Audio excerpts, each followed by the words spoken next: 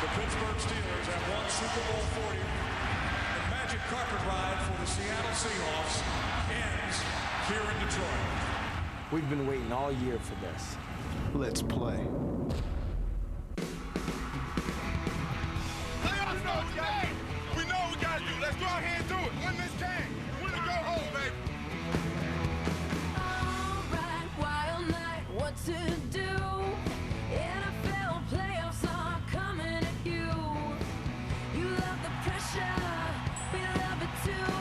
Hey Jack, it's a fact, winners split down. Last team standing wears the champion's crown. Alan John will make you crank up the sound. The NFL's best have come to play. For every fan, there's just one thing left to say. I've been waiting all season for a wildcard fight. Lay it on the line just to get through the night. More than a game, it's every fan's right. 'Cause I've been waiting all season for a wildcard fight. They're going to give it to Alexander. He's going to get it. Touchdown. Big, big run. Jones on a draw. What a call. Touchdown, Dallas. Wildcard playoffs on NBC. A do or die game you have to see. Don't need a ticket, all you need's a TV. The postseason rocks on NBC.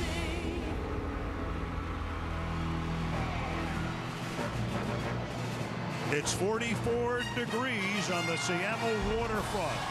And at the southern edge of downtown sits the most intimate of the newer stadiums in the NFL and probably the noisiest. And they're in full throat already at Quest Field as out onto the field come their NFC West champions, Seattle Seahawks, ready to take on Tony Romo and the Dallas Cowboys in this NFC Wild Card playoff game.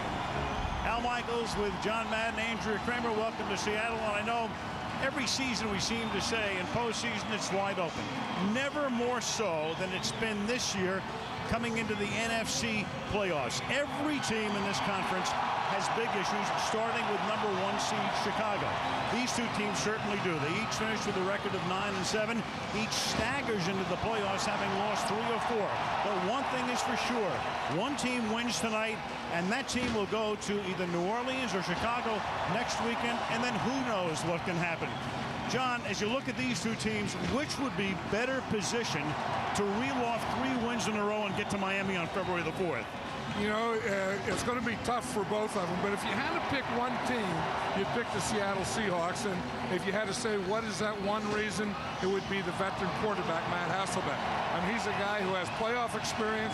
You have to remember, he was just in the Super Bowl last year. So he brings that experience to this game. But he has to play like he did last year. And last year's MVP, Sean Alexander, has to play like he did last year because they do have some problems with injuries on defense. They take on the Cowboys. Now, the Cowboys looked as if they might be the number 2 seed in the conference about 5 weeks ago.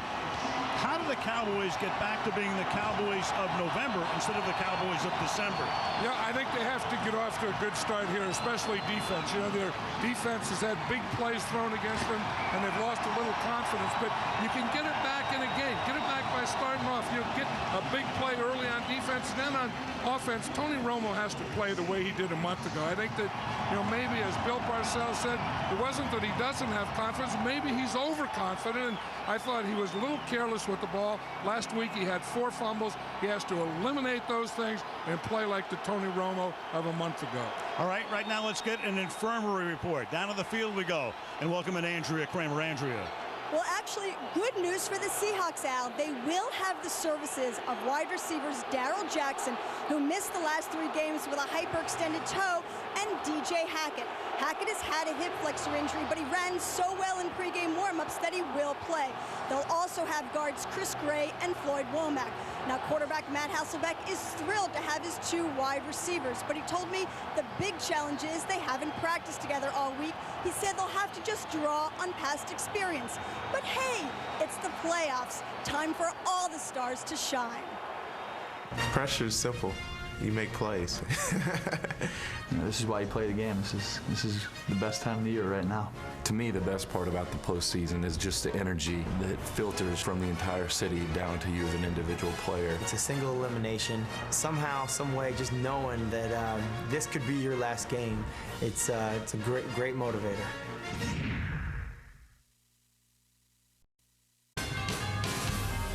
NBC Sports welcomes you to the following presentation of the National Football League. One of the traditions for the Seattle Seahawks is the raising of the 12th man flag. Somebody different does it every week. This week it's Marcus Trufant, the cornerback. He's their best cornerback, but one of the guys who is hurt can't play tonight. They hope to have him back if they advance to a game next week. There is the raising of the flag. The crowd roaring, as it always does at Quest Field. It is a great sight. It's one of the best scenes in the NFL, John. You know, doesn't this just feel like playoff football? You know, they talk about how when you get into playoffs, the intensity rises. It does in the players, but I also feel it does in the crowd. The Cowboys in the playoffs for the first time since the '93 season. Nate Burleson is back to receive. You've got Martin Gramatica, who was picked up in mid-year after they released Mike Vanderjagt. And the game is underway, and the kick will bound out of bounds at the 1, which means they'll get it at the 40. So a calculated gamble, because if it goes into the end zone, Seattle's ball at 40-yard line. it's a touchback. So Hasselbeck will start at the 40. The Seahawks in the playoffs now for the 4th consecutive year. Hasselbeck wrenched his knee, missed 4 games. The knee is fine, then cracked the bone in his left hand. Seneca Wallace is his backup, and Wallace is going to begin the game as a wide receiver, something they've done before. So an interesting little twist right at the outset. And Hasselbeck on first down. Throws. Wallace makes the catch. Some coaches become more conservative in postseason. Others say, we'll do anything. And that's Mike Holmgren. You know, it's been one of those things that, you know, he knows that Seneca Wallace could be a heck of a wide receiver for him. He could be a heck of a kick returner. He could be all those things, but he's also your backup quarterback, so you don't want to take the risk. You get into playoffs, you say, what the heck? 2nd and 4 split backs, and that pass is broken up by their #1 draft choice, Bobby Carpenter, as we take a look at the Seattle offense. Matt Hasselbeck, Boston College. Sean Alexander, Alabama. Max Strong, Georgia. Deion Branch, the University of Louisville. Bobby Ingram, Penn State. Jeremy Stevens, UW. Walter Jones, Florida State. Rob Sims, Ohio State University. Chris Spencer, Ole Miss. Chris Gray, Auburn. Sean Locklear, NC State. Jones, the perennial Pro Bowler, and on 3rd and 4, that pass is caught by Deion Branch, the former New England Patriot. Had a contract dispute with the Patriots and wound up getting traded to Seattle at the beginning of the year. They were talking about the Cowboys and how defensively they had to make a big play early. They had to make a play on 3rd down. Seattle knows this. They got great field position. They hit a Seneca Wallace, then they hit Deion Branch on first down for a first down. Aaron Glenn was covering on the play. Now Sean Alexander, last year's MVP and a rushing leader for a gain of 1. Here's the Dallas D. Marcus Spears, Louisiana State. Jason Ferguson, Georgia. Chris Canty, Virginia. Bobby Carpenter, The Ohio State. Brady James, LSU. Aiken Adele, Purdue. DeMarcus Ware, Troy. Terrence Newman, Kansas State. Roy Williams, Oklahoma. Patrick Watkins, Florida State. Anthony Henry, South Florida. A defense that's been lit up over the last 4 weeks, and his movement up front, and you've got a false start against Seattle. Walter Jones was moving. Number 71, offense. 5-yard penalty. It's still 2nd down. You see a ton of false starts in this stadium, but very rarely against the home team. Right, it's supposed to be for the other guys, and that was an interesting alignment. You know, there's going to be a great matchup between Walter Jones, number 71 there, one of the top offensive linemen in football, and DeMarcus Ware, a good pass rusher. But on that last play, and on this play, DeMarcus Ware is lined up on the other side. Here's DeMarcus Ware on this side. Walter Jones, of course, is a tackle on that side. Second down and 14. They send Alexander in motion, and the pass is caught by Bobby Ingram, who gets inside the 20 to the 11-yard line. Bobby Ingram missed half the season with a thyroid condition. In the hospital a lot. It took everything he could muster up to get his strength back, and here he is in the playoffs picking up 36 on the receiving end of this pass. You know, and he's just one of those guys that is a great inside slot receiver. You know, you get him in there in the slot, and he could run that in, he could run the out, he could run those possession-type passes, and I always thought Bobby Ingram was one of the best at that. And there's Alexander taken down by Roy Williams, the safety, coming up. Knocks him down after a gain of 1. It will be second down and make it 8. Yeah, we were talking about DeMarcus Ware. We see him right here. He was the guy that was on Bobby Ingram on that play. Now, that's a zone. I mean, he wasn't playing a man-for-man, but his alignment has stretched him out and got him out there. I think on a passing situation, DeMarcus Ware has to be a pass rusher, because if you're the Cowboys, he's your only one. They empty the backfield with Alexander in motion on second down and 8. That pass is caught by Deion Branch, and he's taken down at the 5-yard line by Brady James, the linebacker, number 56, and that will make it third down and 3 at the Cowboy 5 on the opening drive of the game. Now, we were watching Matt Hasselbeck in practice the other day, and he looked so efficient. He was as close to perfect in practice as a quarterback can be, and it looks like in this game, on this first drive, he's just carrying that over. He's 4 out of 5. They take Alexander out of the game. His backup is Maurice Morris. He's in there on third down and 3 from the 5. Williams changing sides defensively, and Hasselbeck's going to take a timeout.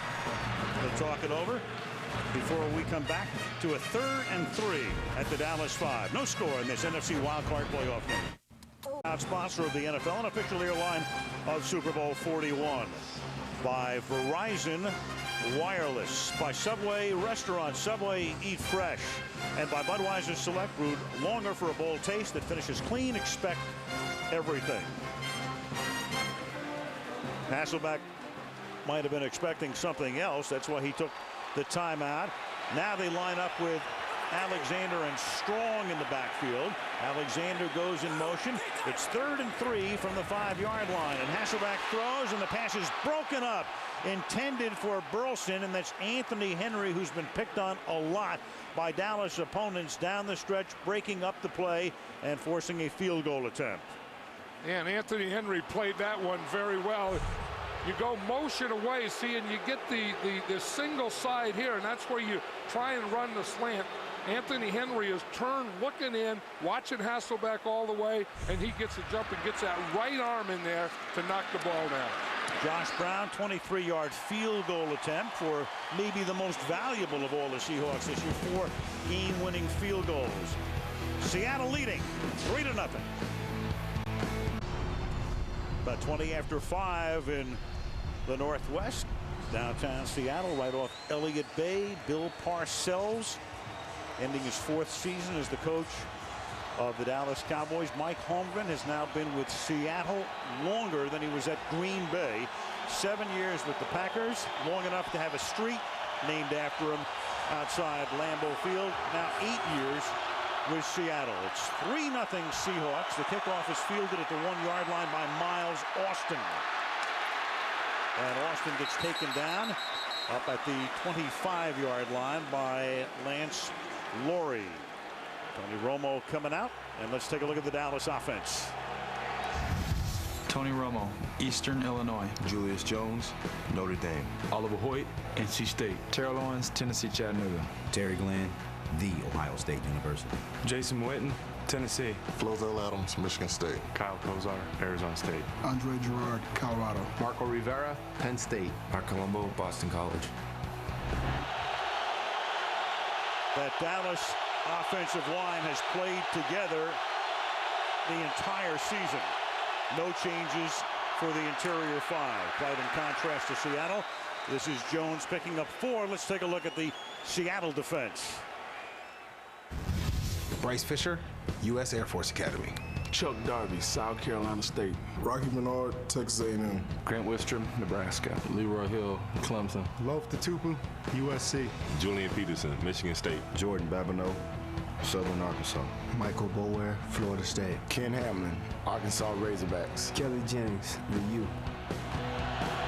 Kelly Jennings, their top draft choice out of the University of Miami at 2nd down and 7 now. The Cowboys' second play is another run by Jones, and Jones picks up a first down as he takes it out to the 36-yard line. Jones out of Notre Dame. He's been sharing time with Marion Barber in the backfield, but you go back to 2 years ago, he ran for 198 yards in this stadium on a Monday night against the Seahawks. You know, and Bill Parcells loves using 2 backs, and in fact, he says, I'd like to have a third. And, you know, it's not the thing, you know, should Julius Jones play or Marion Barber? He says there's plenty of running and plenty of playing for both of them. They have 4 wide receivers now, empty backfield. And Romo to take this out of the shotgun after 2 Jones runs, gets them started. Romo, who's been starting since late October, that pass is thrown low, intended for Patrick Creighton. Now, the one thing that everybody, as far as Dallas is concerned, knows about is the cornerback situation. You're taking a look at Jordan Babineau, who's been a corner or safety and now a corner again, and there is their #1 draft choice, Jennings, who's been the nickel back, meaning he'd been playing when they went to 5 or 6 defensive backs. Now he's going to have to play just about the entire game. So you can see they're going to play a lot of cover too. You know, where both the corners are up, the safeties are off, and they have the middle linebacker playing way deep. Tupu that time was about 15 yards deep in his alignment. So you say, why are they doing that? Because they're staying in base defense, because they don't want to go to nickel or dime, because if you don't have 2 corners, where are you going to get that 3rd and 4th? Look where the middle linebacker, Lofa Tupu, is. He's playing back there like a free safety. So they have a cover 2, both corners up, both safeties deep, and then the middle linebacker deep. And there's Pete Hunter, who comes into the game, hasn't played at all this year. A week ago tonight, he was watching a football game on television and then went bowling. Here he is in the playoffs. 3rd down and 10.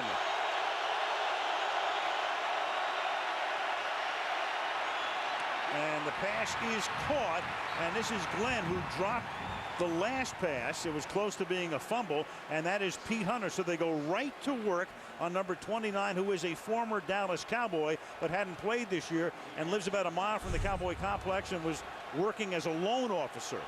Yeah, that's Pete Hunter there. He's number 29, and you can see that, you know, he gets caught up there a little confused and doesn't get off a block. But if Tony Romo has time, and the Seattle Seahawks only had a 3-man rush that time, he'll do this to them all night. 18-yard gain. Now back to the ground. And Jones plows ahead to the 44-yard line with 8:45 to go in the opening period. It'll be 2nd down and 8. You know, and that's where the Cowboys have to win the battle, is in the middle there with their center, Andre Gerard, Marco Rivera, the right guard, Kyle Kozar, the left guard, because when they've had problems, they've been a little soft in the middle on pass rush, and Tony Romo's been getting that push up the middle so he can't step up. This middle area has to control the middle of Seattle Seahawks defense, and they're doing it. 2nd and 8, and they give it to Jones again at the 40. Just to frame what's going on with the Seattle secondary, they're minus their 1st, 2nd, and 4th corners. Trufant, a #1 pick in 03. Herndon was the guy who ran an interception back in the Super Bowl last year, and Jimmy Williams would have been their 4th guy. So Babineau now has to move from safety to corner. Jennings, as I say, goes from nickel back to the regular right cornerback, and Hunter gets off his couch and is in the playoffs. And there he is right there. And again, this will be a zone-type coverage, I would expect. 3rd and 4. Romo in the pocket, then floats one, and it's incomplete, intended for Owens. So the first time they go to Owens, Jordan Babineau staying right with him, got a hand on it, and the Cowboys are forced to punt. Yeah, one of the key words you said there, Al, was float, and that's a thing that you don't want to do. You'll see Terrell Owens there is the inside receiver on the slot, and I think that's a good move to put him there and let him run crossing patterns. Look up on top there, Glenn on Hunter. That is probably where Tony Romo should have been looking. And probably will the next time they have the ball. Matt McBriar had a phenomenal year, highest punting average in 43 seasons, but that one will bound into the end zone, and Seattle will take it at the 20 when they come out. 7 minutes, 22 seconds remaining in the opening quarter. 3-0 Seahawks. Football game on NBC for the season. So the NHL takes over next week on NBC, the game of the week. Regional action. Penguins meeting the Flyers in one of those games. Sidney Crosby in action. NHL on NBC starting next Saturday. From the 20 now, Seattle starts its second drive. Hasselbeck off the play fake. Had that one tipped, and it is intercepted at the 39-yard line. Picked off by Anthony Henry. So the Seahawks on their first play following the change of possession, give it up, and Dallas will start in Seattle territory. You know, and that's exactly what the Dallas Cowboy defense needed. They needed to come up with a big play early in this game. You know, we talked about how they haven't been playing well, and we talked about how they haven't had a lot of confidence. They get a good pass rush there, make Hasselbeck throw it when he doesn't want to. Look at how that ball comes out of there. When it comes out like that, it should be intercepted, and it was by Anthony Henry. Pressure put on by Coleman. Ball at the 43-yard line. Romo goes right back to work to the left side. This is Owens. Owens breaks a tackle. Owens has a first down. Owens gets to the 29. Got away from Kelly Jennings and turns it into a gain of about 14. You know, and this is where Terrell Owens is so good. He's big and strong, and the run after the catch. Now, he's going to drop some because he's always thinking of breaking a run. He's thinking of turning. He's thinking of getting the ball up the field. There are receivers that want to catch a ball and go down. There are receivers that want to catch the ball and go to the end zone. Terrell Owens is a ladder. Owens left, Glenn right. Jones the running back. From the 29 against the four-man front. Jones will try to cut it back and runs into four Seahawks, including Darryl Tapp, number 55. Tony Romo took over as the starter at the end of October in a Sunday night game at Carolina. Great numbers to his first 5 starts. A lot different in his last 5. As Bill Parcells said to us last night, he said he's listening a lot better than he did 3 weeks ago. He belongs to me again. I think after that game last week against Detroit, I think he became a big-time listener. 2nd and 11 from the 31. Screen, Jones. And cutting through to break it up is Julian Peterson, acquired from the 49ers. He'll go to the Pro Bowl, and one of the reasons plays like that. I'm not sure that I'd be testing Julian Peterson with screen passes. I mean, you have that secondary out there. Why not keep going after him? I mean, you can spread them out. They're trying to play cover 2 in zone. I don't know that you have to do this. I mean, Julian Peterson is one of their best players. Julian Peterson will make that play.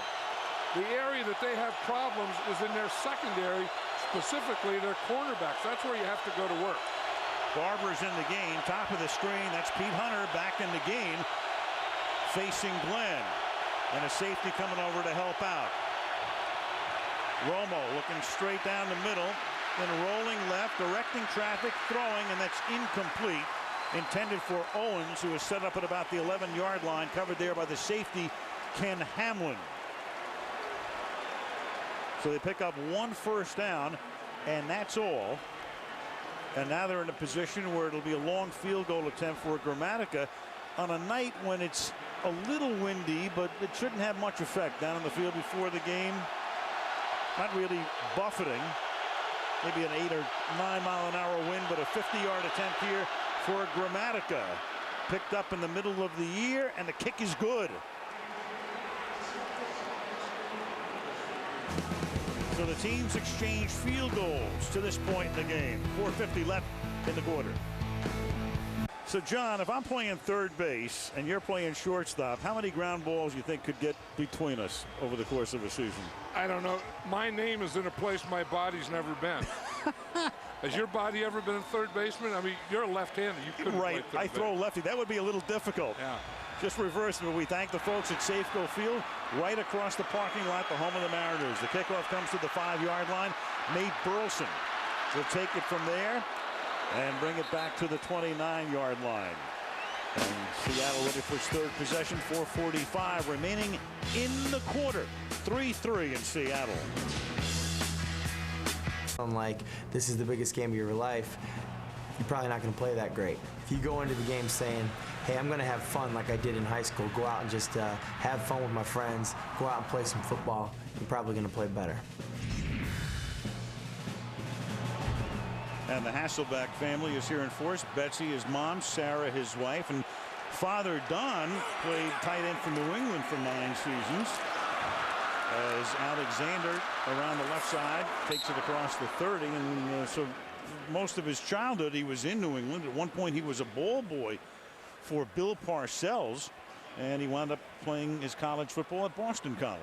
And Bill says that, you know, Matt always kind of softens him up before a game. He comes up to him and says, hey, my mom said to say hello. Parcells said, what do you do to that? I mean, here you are, you're a tough, gruff coach. And he said that, you know, his mom was one of his favorite people, and Don Hasselbeck was one of his favorite players. And that's Bobby Carpenter. And speaking of fathers and sons, Rob Carpenter is Bobby's father. Rob played for Bill Parcells with the Giants. They drafted Bobby out of Ohio State #1, and just within the past couple of weeks has he become a starter. Yeah, you're going to see he's off the line there, and then he comes from the outside right here. And again, you get the pass rush, and then when he turns to throw, if you're not there, just get your hand up. Bill Parcells says Bobby Carpenter is starting at the outside linebacker now, but eventually will be an inside linebacker. On 3rd and 7, that pass is too tall, intended for DJ Hackett. The entire Seattle bench looks for a flag. Don't get one. Nathan Jones covering on the play. You know, you look, and it doesn't look like the timing on these last couple of drives have been real great with Hasselbeck. I mean, one time, of course, he got hit as he threw the ball and he intercepted. And here, but, you know, Darrell Jackson didn't practice. We were at practice the other day, and Darrell Jackson didn't practice at all, really hasn't practiced in 3 weeks. DJ Hackett, who just threw there, wasn't at practice and didn't practice that day on Thursday. The rookie punter Ryan Plackemeyers had a good year. This one's fielded at the 24-yard line by Terrence Newman. He takes it back to the 41-yard line with 3:50 remaining in the quarter. Now the Dallas defense, which had played very well over the first half of the season, all of a sudden began to leak all kinds of oil over the last 4 games, giving up 33 points a game. You go back to the previous 12 when they gave up just 18 points a game. So they were just lit up by New Orleans, Atlanta, despite the fact they beat Atlanta, Philadelphia, and then last week Detroit. From the 41, Jones to the outside this time. First time he's not run through the middle. Rocky Bernard, number 99, makes the stop. You know, Terrell Owens said a couple of weeks ago that, you know, you have to get the ball to him early and often, and I've always felt that about him, and I kind of feel it about Terry Glenn too, that you have 2 of the top receivers in football, and I think you have to get him involved early, because if you don't, then I think the defense gets confidence that they can cover him, and I think that the receivers lose a little interest in the game. Especially working against a paced and glued together secondary. And a false start here. False start, number 76. Offense, 5-yard penalty. Still second down. In the 16 regular season games played here over the last 2 years, opponents have been whistled for 50 false starts. So that's about 3 a game. Yeah, and then that happens, and the old success breeds success. So that you know that they're going to do it, then you do it more, and then when it gets, you know, long yardage, not like now, 2nd and long and 3rd and long, that's when it really comes out. 2nd and 13. Romo to the outside and low and short intended for Glenn. Kelly Jennings with the coverage on that play. And it will now be 3rd down and 13 from the 38. Romo's made some bad throws. He kind of has to calm down. Remember that one that he threw to Terrell Owens? He kind of lobbed it out there and it was behind him. And that one there, he got it all the way to him, but on one bounce. And he kind of has to calm down, settle down, because his protection really isn't bad. 3rd and 13. He tries to find his November rhythm.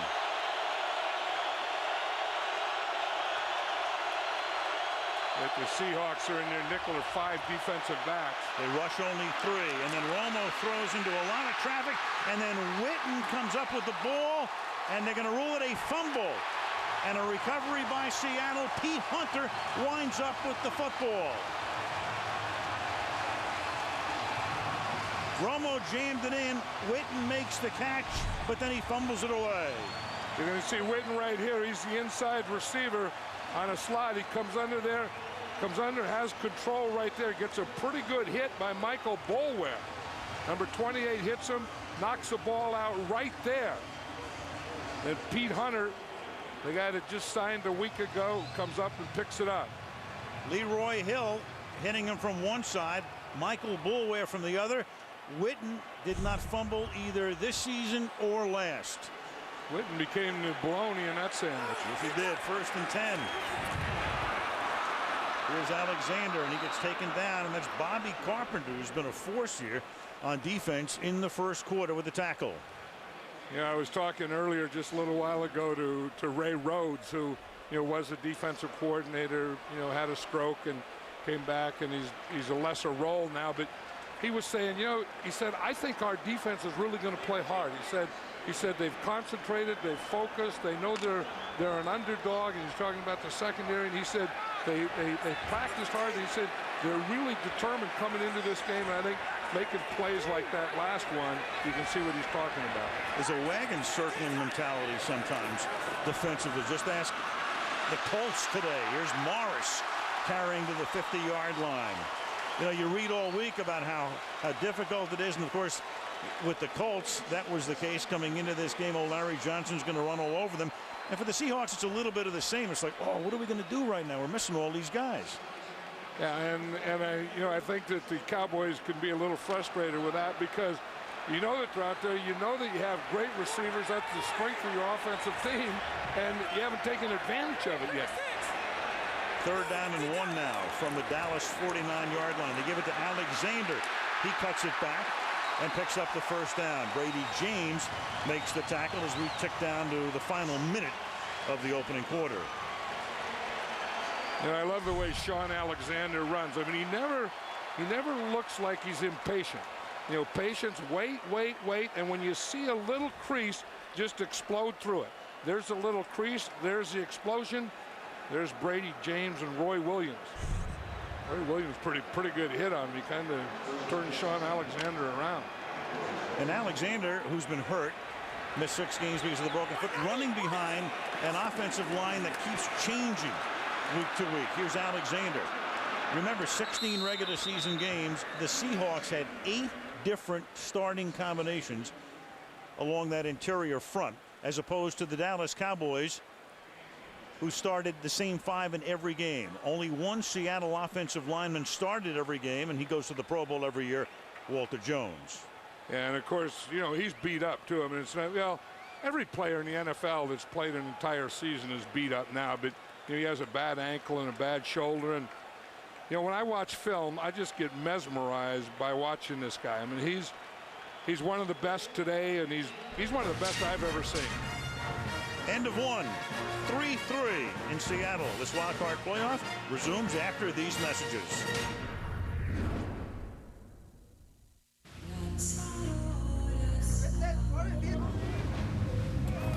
Larry Johnson again. Another stop of the big Kansas City running back. Touchdown! Delivers to the end zone. Caught for the touchdown by Reggie Wade. Colts won, which means they go to Baltimore next week. The winner of this game will go to either Chicago or New Orleans. Al Michaels, John Madden, Andrew Kramer. We start the second quarter with a 2nd and 8. Hasselbeck airing it out, and Jackson is there. Aaron Glenn covering on the play, and it's incomplete. Remember what Jackson did in the Super Bowl last year that drove me crazy? He was running those ups or those goes, and he was running them too close to the sideline. Watch this. Here it is a year later, and he's doing the same thing. He's running right out of bounds. I mean, there's no way. If you look at, you have to give him a point where as you run it up, you want to run kind of down this line right here, about 5 yards from the sideline, just like this, because then the quarterback can throw it over your outside shoulder. 3rd down and 8. Hasselbeck under pressure, gets away, rolling and looking and coming back the other way and looking for anybody, and the pass thrown away. DeMarcus Ware put the heat on. He was able to escape him, but nobody got open. 4th down. Yeah, and I think that, Matt Hasselbeck knew that, when something like this starts and you see DeMarcus Ware here with the great pass rusher, and then he makes Hasselbeck bring the ball down, then he makes it get out of there. Hasselbeck, no, I mean, all these great quarterbacks or veteran quarterbacks have that clock in their head that says, okay, by now, I just got to throw this thing away. Blackermeyer, one of the few punters who has been drafted, picked in the 7th round out of Wake Forest, and fair caught at the 8-yard line by Patrick Creighton. 1st minute, 2nd quarter. The Space Needle, the symbol of Seattle, 3-3 at Quest Field. Official beer sponsor of the NFL. By Circuit City for the hottest new technology. Think Circuit City, just what you needed. By New Men's Rogaine Foam, use it or lose it. And by Toyota, moving forward. That's what the Cowboys will try to do here as they take over deep in their own territory from the 8-yard line. They begin on the ground. Jones played his college ball at Notre Dame. For a gain of 4, we go to Andrea. Well, I was talking to one of the Cowboys offensive coaches before the game. I said, what are the final reminders that you give Tony Romo? He said, I told him, don't be a hero. Don't think you have to do it by yourself. Get the ball to the playmakers. Owens, Witten, Glenn. Well, we saw him get the ball to Witten. He just shouldn't have fumbled that ball, but he wants to get the ball into the playmakers' hands. Owens has caught 1 tonight. 4 completions for Romo to 4 different receivers. On 2nd and 7, Romo throws, and that pass is underthrown because of the pressure intended for the fullback, Oliver Hoyt. Russell Davis, the tackle, put the heat on Romo. It's going to be 3rd down and 7. And that's where Romo has the problems. I mean, early when he started, he was able to, when pressure came from the outside, he would get inside the pressure and then move out, buy time, and throw the ball up the field. Here, since in the last month, people have been putting the pressure right in his face, just like Russell Davis did that time. Instead of coming from a side and letting him step up, not letting him step up. 3rd down and 7, and it's been effective for the defenses over the past month. Romo stepping up, throwing, moving forward, and it's Terrell Owens not making the catch. Incomplete is the call. Hit the ground at the 26-yard line. Romo comes up to plead the case, to no avail.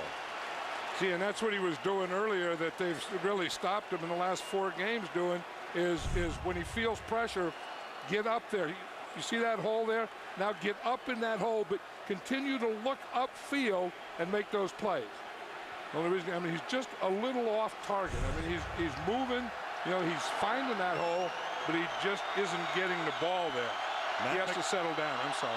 Matt McBriar from Australia, played his college football at Hawaii, led the league in punting, booms this one into the night sky, and it's dropped out of bounds at the 34-yard line by Nate Burleson. So Seattle will take over there.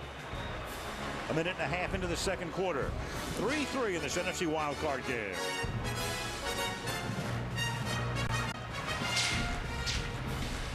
The NFC Wildcard playoff game from Seattle. The other NFC game tomorrow.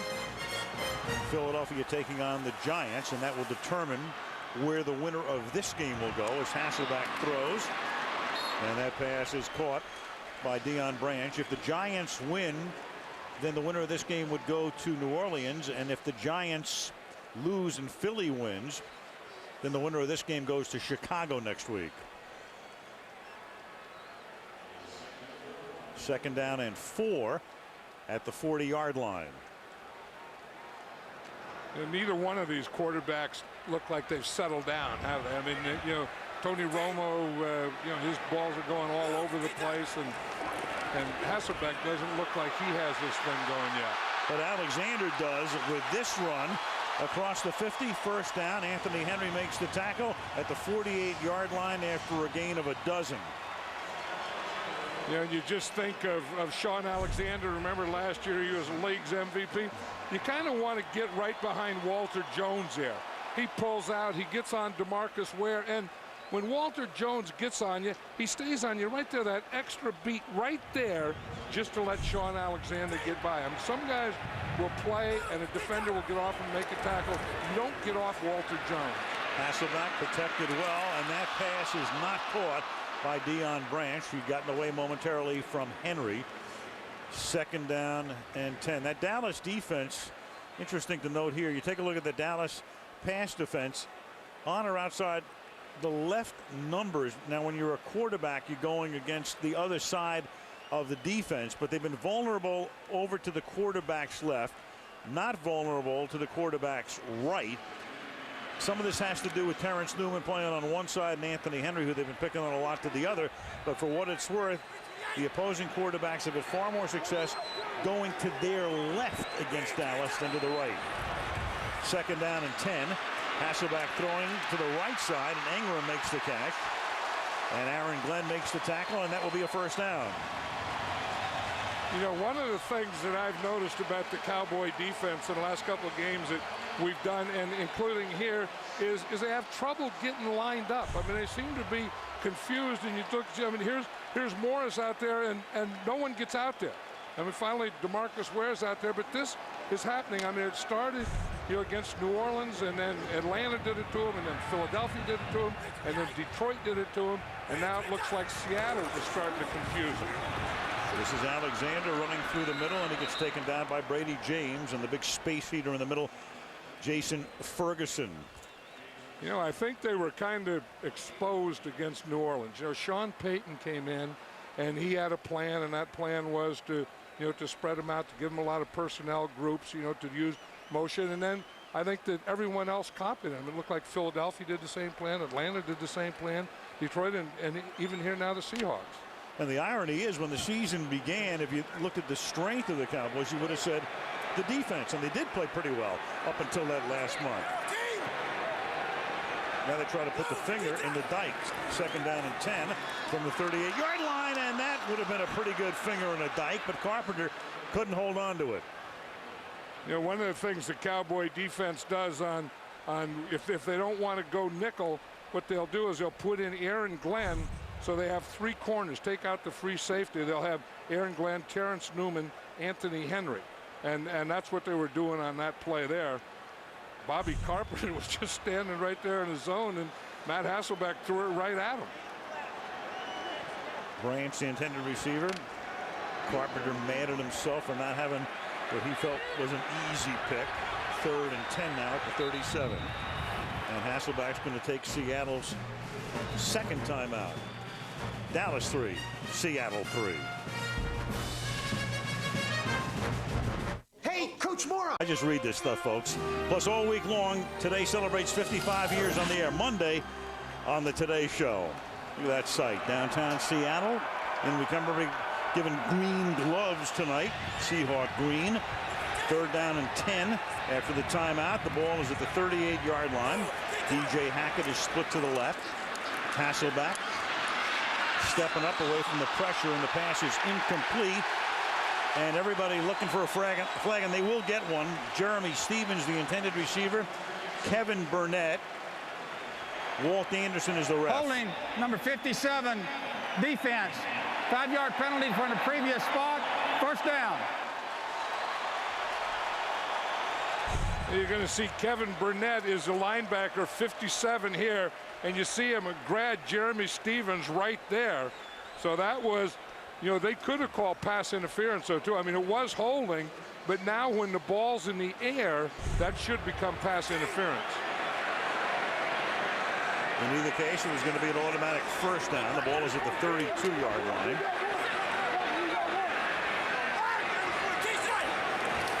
Hasselbeck will hand the ball to Alexander. Last year's league MVP to the 27. He's had a fractured foot. He actually fractured it on opening day against Detroit, but played 3 games before they finally had to sit him down for a total of 6. And then he came back, and in his second game back, he ran for over 200 yards against Green Bay. Remember last year when he was the MVP of the league, the closer you would get to the goal line, the tougher he ran. Remember, he was getting all those touchdowns, and he was a scoring leader and all that. And when he would get in this close, he could just smell that end zone, and he would run over most things in his way. Play fake to him.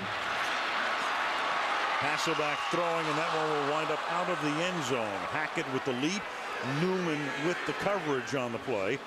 And it will be 3rd down and 5 at the Dallas 27-yard line. Yeah, and that's what they try and do to DJ Hackett, because he has that height. They try and throw that jump ball up there to him, but that one didn't have the timing. It was off a bootleg, and by the time he got out there, it was kind of a throwaway jump ball.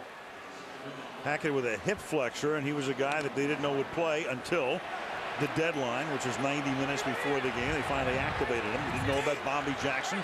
They activated him today. 3rd down and 5 now from the 27-yard line. Hasselbeck, he's going to take off, but he won't get the first down as he is hit by James, and you're going to get a flag back in the secondary at the 9-yard line for a hold against Dallas, and that's an automatic first down. Yeah, you can just see Roy Williams there in the frustration. Number 33, defense, 5-yard penalty, first down. Nathan Jones.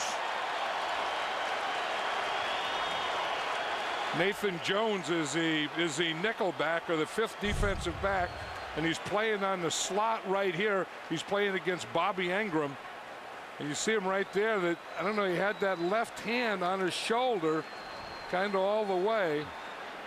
He gets hit by the linebacker there. And the big thing was, that was okay in the first 5 yards. Then after 5 yards, remember, you can't touch it. Now from the 18, Alexander for a tough 3. Both of the Dallas holding calls have come on 3rd down. So Seattle trying to drive for a go-ahead score. 9:40 to play in the first half. And remember, last year they were so good in this area inside the 20 in the red zone, and and the big part of that is having a running back, and the big part of that, again, was Sean Alexander. And when you have that running back, that's the way the Dallas Cowboys were years ago. Remember when Emmitt Smith was running, and they would just get here and run the ball, and then Emmitt would finally take it in the end zone. And the Seattle Seahawks were like that last year, not so much this year. No backs here on 2nd down and 7. Hasselbeck throwing to the end zone, and Newman got his hands on it to bat it away. Newman had perfect position, busts up the play. 3rd down and 7. The pass intended for Bobby Ingram. Yeah, and and they do work a little more on Terrence Newman than you think they do, or maybe they did. I think they caught 2 touchdowns on him last week. So you look like Ingram is going to try it again, because when they go to nickel, Terrence Newman, the corner, goes and he covers the slot. That time he covered him very well.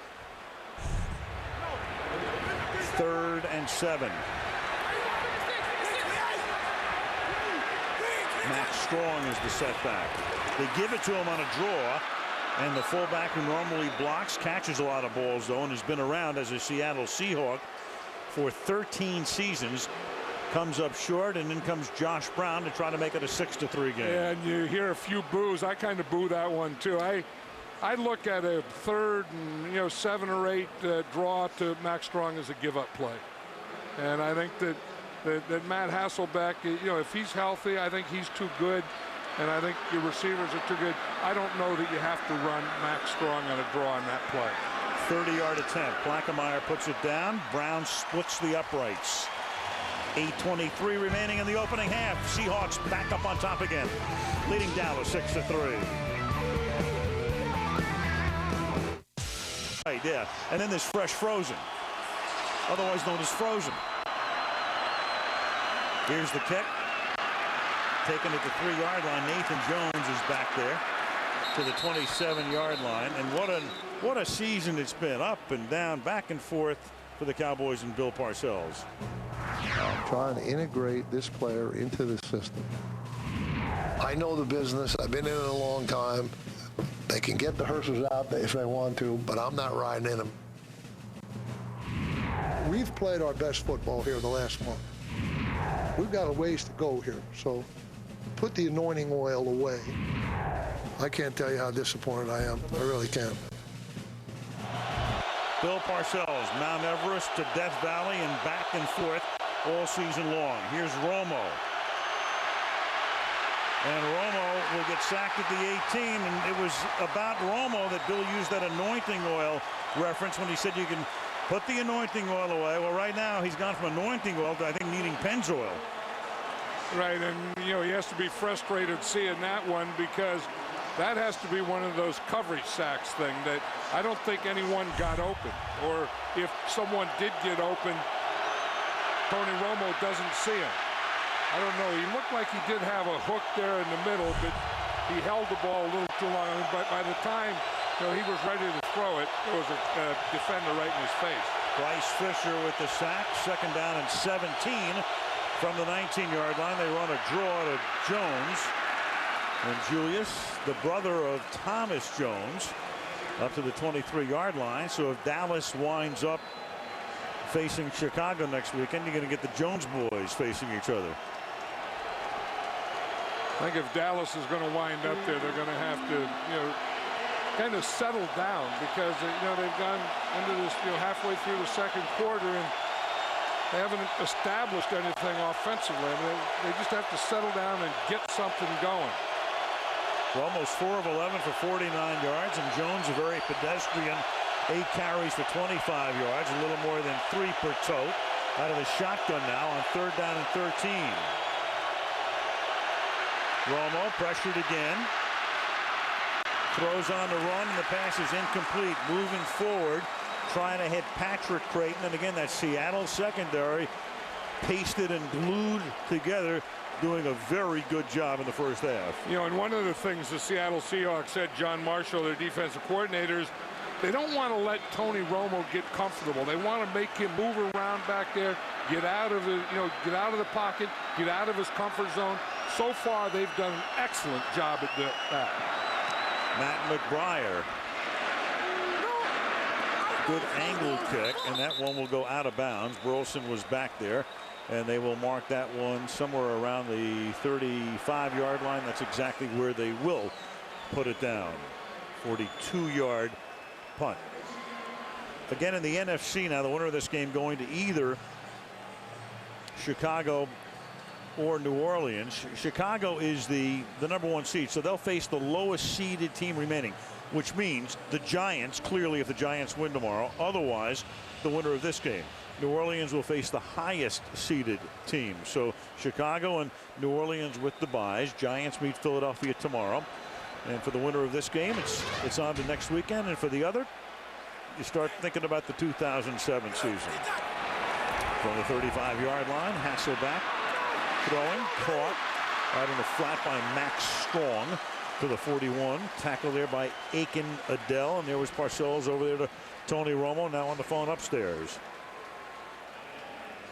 I'm sure Terrell Owens is telling him where he's open, and I believe that. I mean, that there's something that they can do to him, and I think the best thing they can do to him or do for him is to put him in the slot and let him run those deep ends or crossing patterns. 2nd and 4. Alexander's going to come back this way, and that's a great tackle. Bobby Carpenter playing sparingly through the early part of the season. Al Singleton was the starter, but Bill Parcells felt he was ready to move into the starting lineup, and he has made a lot of good plays here in the half. Here he is. You see him in the outside here, and he starts to come on a blitz, on a run blitz, but always keeps leverage. That he knows that Alexander can cut back, and that's what you have. You have that cutback or that bounce out, and Bobby Carpenter just stayed with it. Those guys can get in trouble when the ball goes away and they start running down the line of scrimmage. You kind of have to, as you go down the line of scrimmage, keep your leverage. This is a 3rd and 9. Hasselbeck throwing incomplete, intended for Darrell Jackson, covered on the play by Nathan Jones. The defense does its job, and the Cowboys will get the ball back with 5:21 remaining in the half. You know, I was saying that Tony Romo doesn't look comfortable for the Cowboys, but Matt Hasselbeck doesn't look comfortable for the Seahawks team either, does he? No, Matt, 7 out of 19, 80 yards. He's averaging a little more than 4 yards per attempt. Plaquemire to punt.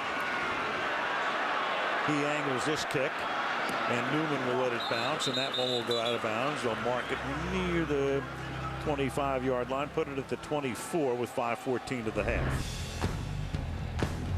Yeah, here's Tony Romo's first half so far, and you look there, he had good protection in the middle. He was able to step up and throw the ball. And then after that, you know, now is when they're starting to make him uncomfortable. I mean, the rushers are starting to break through from the outside, break through from the inside, and not letting Tony Romo stay in the pocket, get comfortable, and do what he wants to do. From the 24-yard line on first down. Fake to Jones, pass right side, that's caught. Terry Glenn makes the catch. Glenn in his 11th season out of Ohio State. Of course, he started with Parcells back with the Patriots. You know, we showed when Tony Romo was in rhythm. We showed when he was out of rhythm. And here he's in rhythm again. I mean, just that back foot hits and the ball comes out. Back foot hits right out there to Terry Glenn. Kelly Jennings on him. I'm impressed with this Seattle Seahawks secondary. I mean, they're really reacting well to the ball in the air. Here's Jones, and Darby's going to force him back, and we'll see a forward progress, and that's in the first down. It appears that will be the case. He gets just enough to move the chains.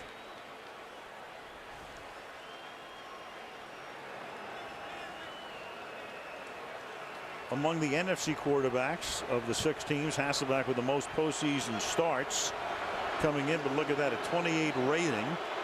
Then Romo with a 52 rating. You know, and at some point in this game, one of them is going to take it over. Yep. And, you know, whether the word is they're going to get comfortable, they're going to get pass protection, they're going to get something. But so far, neither one of those guys have taken this game over. First and 10, 35-yard line. Here's Owens, and this play was whistled dead before the snap because a timeout had been taken by the Dallas Cowboys. So Bill Parcells is going to argue that call, but I believe it was the line judge who called a timeout. Any of the officials can call it, and of course any of the players or the coach could call the timeout, and Parcells clearly wants to know what that was all about. We were attempting to reset the play clock to 25 seconds. It did not reset. There's not a charged timeout against Dallas.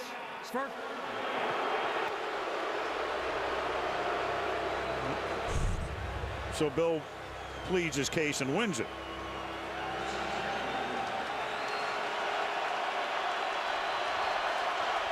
So what did they do? They blew the play dead, you mean? One official signaled timeout. That's why Bill went off. Yeah.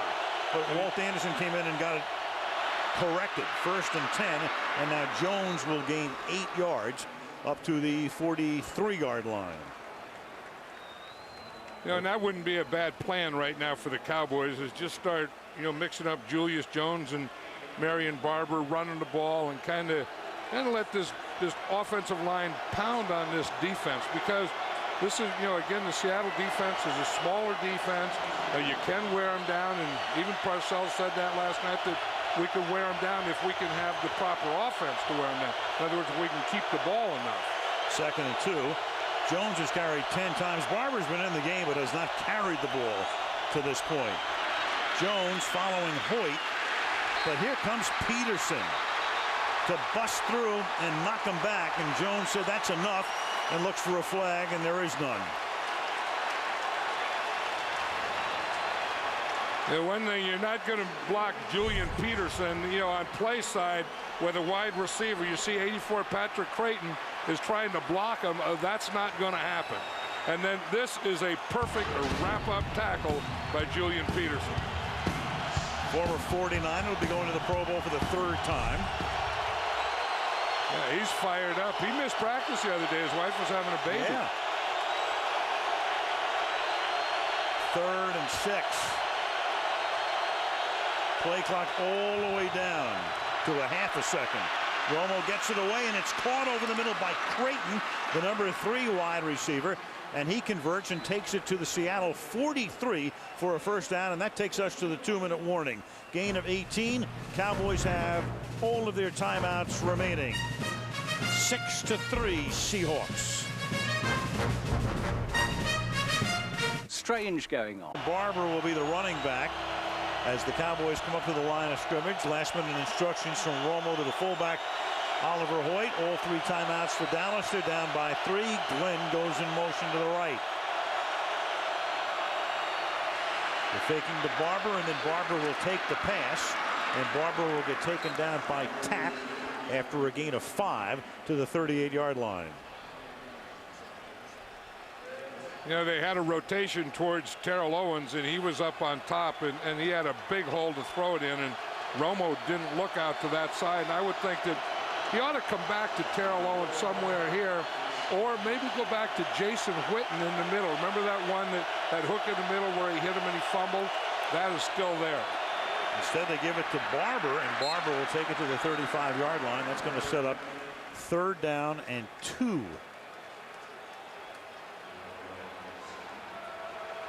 And 3rd and 2 in this situation is a passing situation. I don't think that you go for a run here. I mean, because you only need 2 yards, there could be a possibility of a play action pass, but I would think this would just be a regular pass. Cowboys can afford to take plenty of time here. They have all 3 timeouts left.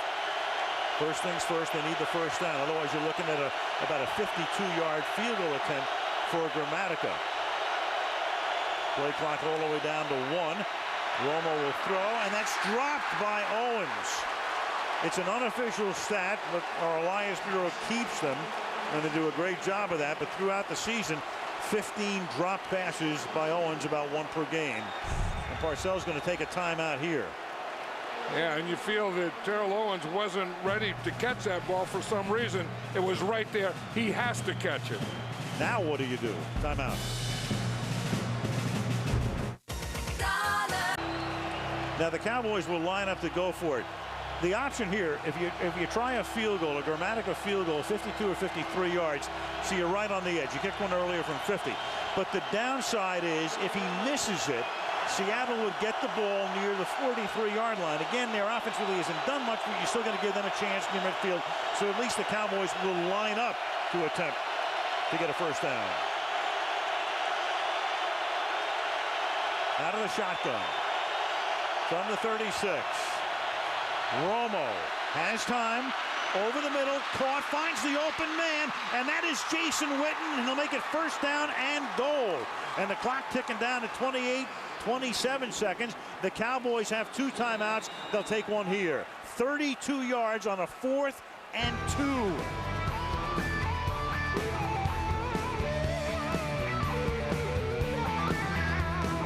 At no man's land, where do you try the long field goal? Do you go for it? They went for it, and it paid off big.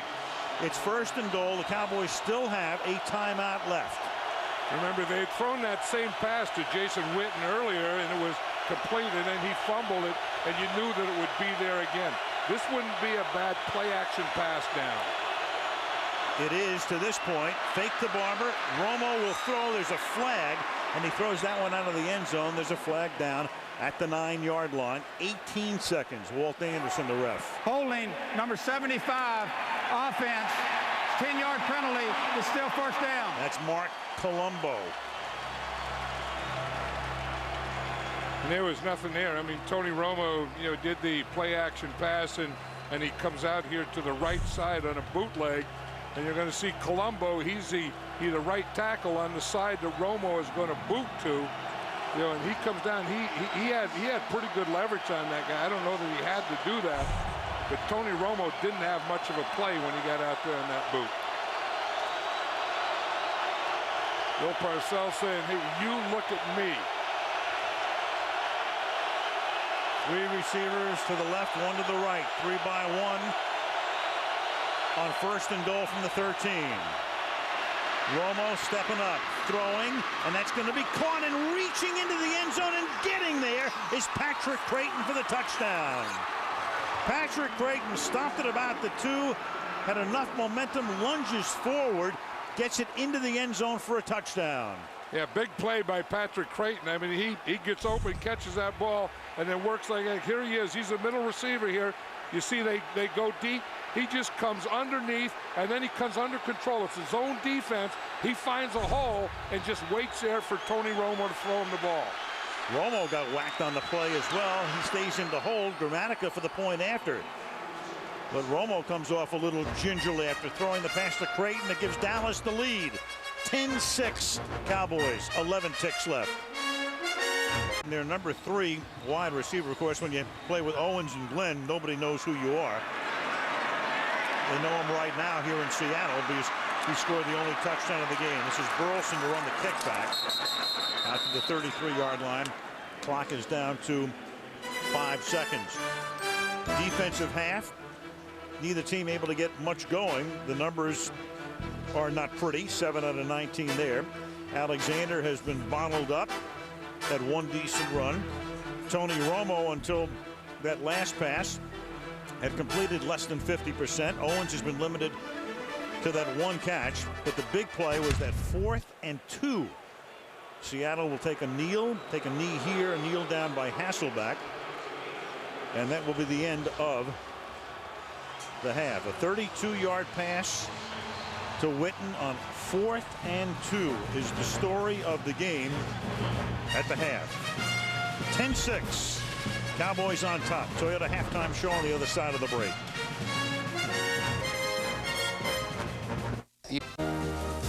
I don't care if it's preseason. Shoot, Raiders are 4-0, baby. Raiders? Jeff Garcia. I think he's back in Calgary, playing for the Stampeders. Of course I didn't draft Drew Brees. What am I, an idiot? LT's good. Between the 20s. Last but not least, 2 tickets to the Steelers home finale against the Ravens. We're sending you out on top, Bob. We love you, Bob. This telecast is copyrighted by the NFL for the private use of our audience. Any other use of this telecast or of any pictures, descriptions, or accounts of the game without the NFL's consent is prohibited. For a team to win the playoffs and to go the distance, you just got to believe in yourself. I mean, we all got here for a reason, so this is the time for us to shine. There's no series, there's no best of 7, it's one and done. And obviously it's going to be a lot more pressure and a lot more intense for the simple fact it is the playoffs. You try to sleep a little bit more, you try to study a little bit harder, you try to find that one thing that could put you over the top. When there's an opportunity to catch the ball, you got to catch the ball. When there's an opportunity to hit a guy who's wide open, you got to hit him. There come a point in the game where you got to make a play, or you got to do something to get your team over the hump, and when that time comes, you got to be able to do it. You got to win. If you don't win, you go home. And back we come to Seattle. Al Michaels with John Madden and Andrea Kramer. Third quarter about to begin. Tony Romo connecting with Jason Witten for a huge play on a 4th and 2. Then after a penalty, the touchdown pass to Creighton. It's the only touchdown in the game. And Dallas will get the ball as we start the third quarter. Austin will drop it in the end zone, and they'll start from the 20-yard line. Offensive numbers not particularly pretty, of course, when there are only 16 points in the game. So neither team really lighting it up in any area. 153 for Dallas. Good part of that on that last drive, and 121 total yards for Seattle. And I think, as you said, that last drive, for the Dallas Cowboys and Bill Parcells has to be big, because they didn't come into this game, like we talked about, with a lot of confidence. I mean, they lost last week to Detroit, and so they had to get confidence within the game. And I feel that right towards the end of the half, it started to develop, didn't you?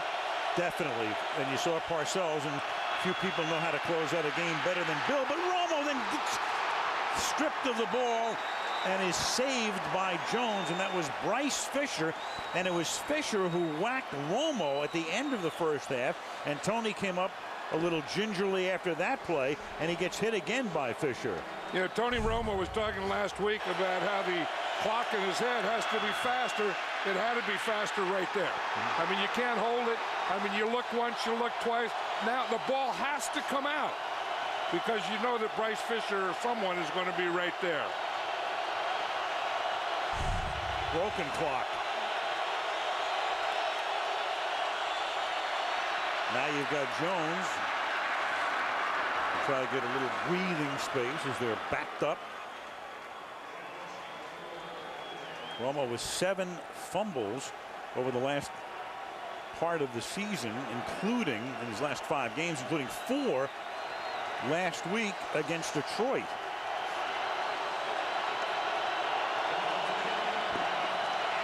I think this Seattle defense is really playing a lot better than I thought they would. I mean, they're hustling, they're putting pressure on Romo, they're tackling well, they're kind of an underdog, you know, playing with, you know, rookie corner, a safety at corner, but they're playing very well. 3-man rush and 8 covering. Barber makes the catch, and they give up about 8 yards there because it was 20 to go for the first down, and Dallas with a 3-and-out to punt. You know, and that's exactly what you have to do. It's that old deal, you know, prevent, what are you preventing? And if you make the tackle like that, then the prevent defense work. Now, of course, when it really looks bad is when you miss a tackle and a guy makes a first down and you say, what the heck were you doing in that prevent defense? Matt McBriar, a wobbler, fielded at the 39-yard line by Nate Burleson, and he gets wrapped up immediately by number 57, Kevin Burnett. 2:07 into the third. Tony getting an earful. Game being brought to you by GMC. We are professional grade.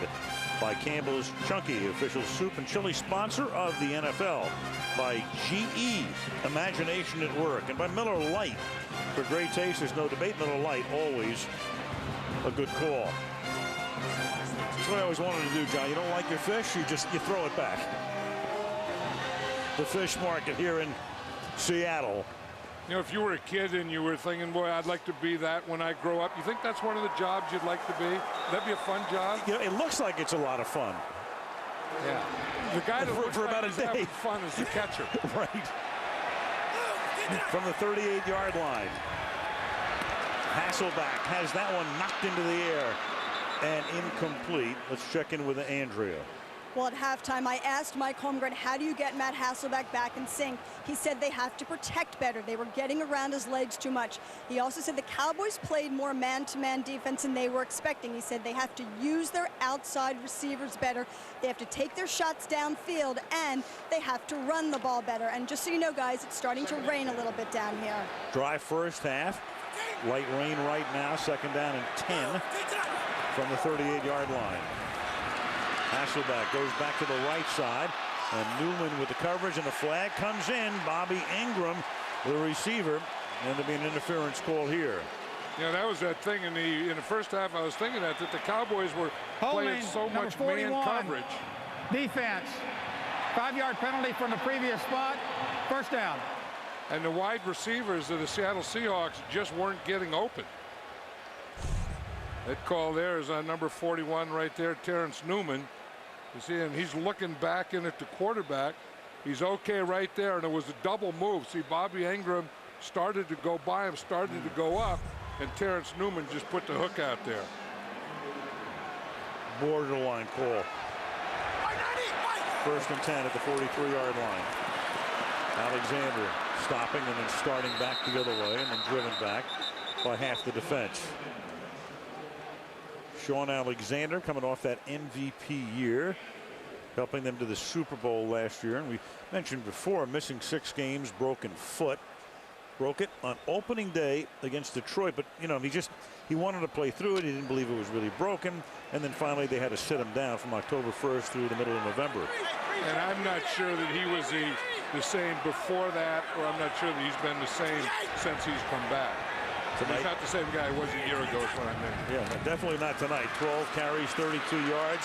Hasselback steps up to avoid the sack and then guns it over the middle to Jeremy Stevens, the tight end, to the 40-yard line. Jeremy Stevens, that's his first catch of the night. Gain of 13 and a first down. You know what the Cowboys did on that defense, you see they're in a four-man line, and they're trying to get pressure right up the middle. They do get that pressure up the middle. Hasselbeck makes a miss, and then he's able to step up and make this play. But the Cowboys, again, went to that four-man line just to get that pressure right in the middle against Hasselbeck. And then right into that line goes Mac Strong for a gain of 4 to the 36-yard line.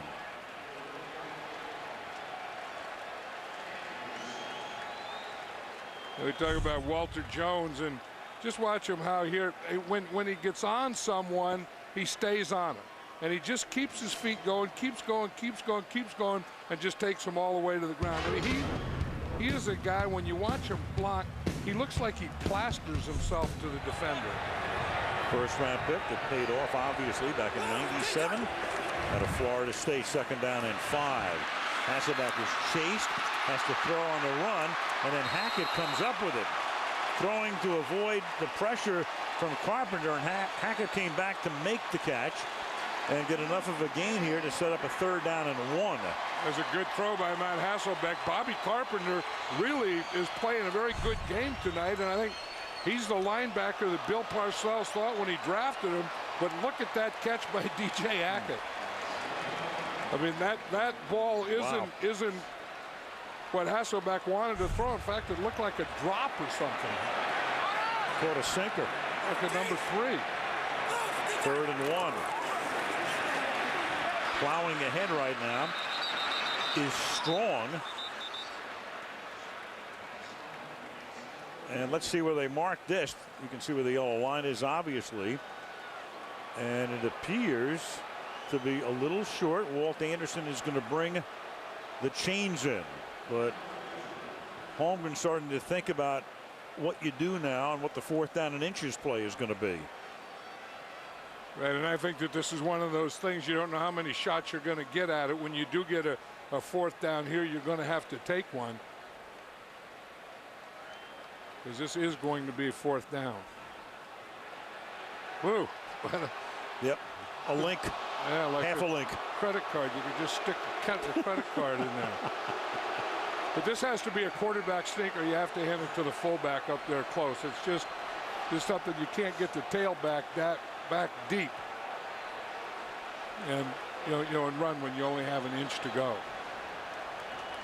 4th and inches. Last year Alexander was perfect in these situations, but this year 5 out of 8 on 3rd and 4th or 1, and this is closer to 4th and an inch.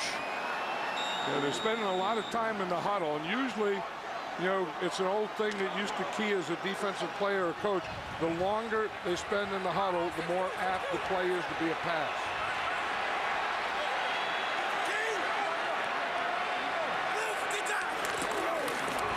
They give it to Alexander, and he will be able to bounce his way off defenders for a 1st down.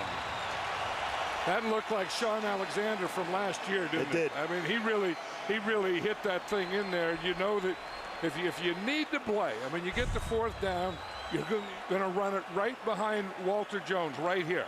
And he gets a good double team. He just seals off that whole side. He and the tight end, Will Heller, just sealed off that left side, and Alexander picks up the 1st down. Alexander hit the hitter. Strong took care of Roy Williams on the play. Maurice Morris, the backup to Sean Alexander, carries to the 21-yard line. That's a gain of 6. 2nd down and 4.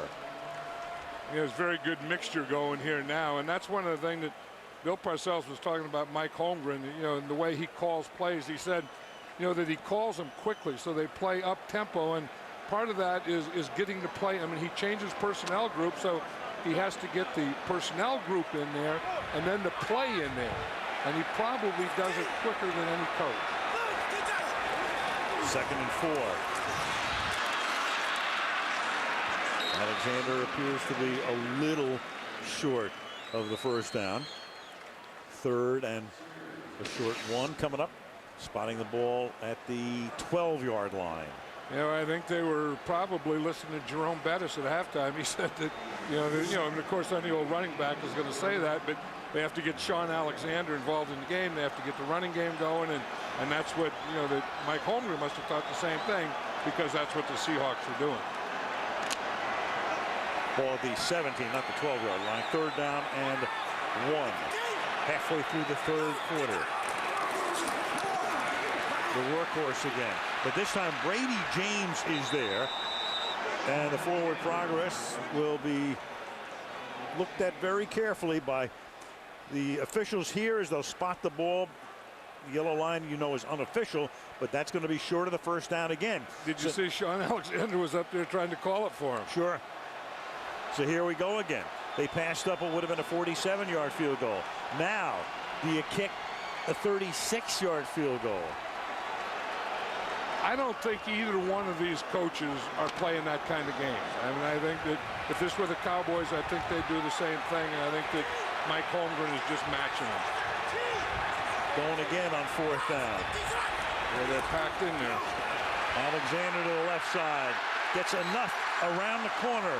Carpenter was there, but Alexander with enough momentum to take him around the corner and pick up the 1st down. So the big plays in this game on both sides have now been 4th down calls. Yeah, and they had to. I mean, watch how the defense is packed in here. This is where they're going to go. They're going to pull Walter Jones and get to the outside and stretch it out here, because pack everyone inside and then get a block on Carpenter just enough to get Sean Alexander a soft corner.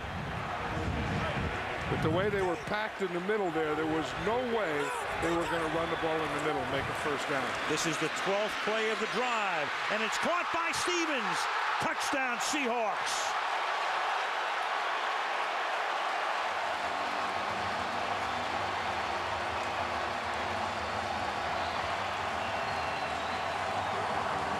Jeremy Stevens, the tight end, on Roy Williams, the safety. You're going to see Jeremy Stevens is right here. You're going to see he's running right up there on Roy Williams. He makes a move on him, gets a step or two, and Hasselbeck puts the ball right there. A tremendously talented tight end, 6'7", 265. Played his college football here at Washington. The bugaboo with him has always been dropped passes. That one he corrals, takes it in for 6. The extra point by Josh Brown. Seahawks retake the lead. 13-10 Seattle. Jay Leno coming up this week. He will have Keith Sutherland, Ben Affleck, John Edwards, Helen Mirren, Renee Zellweger will be there. Jewel, Chris Daughtry, all new Tonight Show this week on NBC. Beautiful Quest Field, Seattle. Julian Peterson ready to come on with his defense. Kickoff from Brown, taken by Miles Austin from the 7. Miles Austin with a big run back down the sideline, out in front of the Cowboy bench, and Miles Austin will take it all the way in for a 93-yard kickoff return touchdown. No flags. Boy, is that something. I mean, you finally take over, you get a good drive. You had good tempo. Mike Holmgren had everything he needed. And the thing, you know, we talk about momentum changers. Here's a wedge. You slide the wedge to the left. They because the ball goes to the left, they slide the wedge. He gets right in behind the wedge and hits that thing. Miles Austin at a point right here into the wedge. Now through the wedge. Now it's just Miles Austin and his speed. You always have that wedge is in the middle, but when the ball was kicked left or right, you slide the wedge to the side of the kick. Gramatica lining up for the extra point. False start, number 77, offense, 5-yard penalty. It's a good time to get it on an extra point. Pat McQuiston. The Cowboys are playing their 55th postseason game. A team that was formed in 1960. That's the first kickoff return touchdown for the Cowboys in postseason play. Gramatica tacks on the extra point. And that makes it a 4-point lead again. Dallas 17, Seattle 13.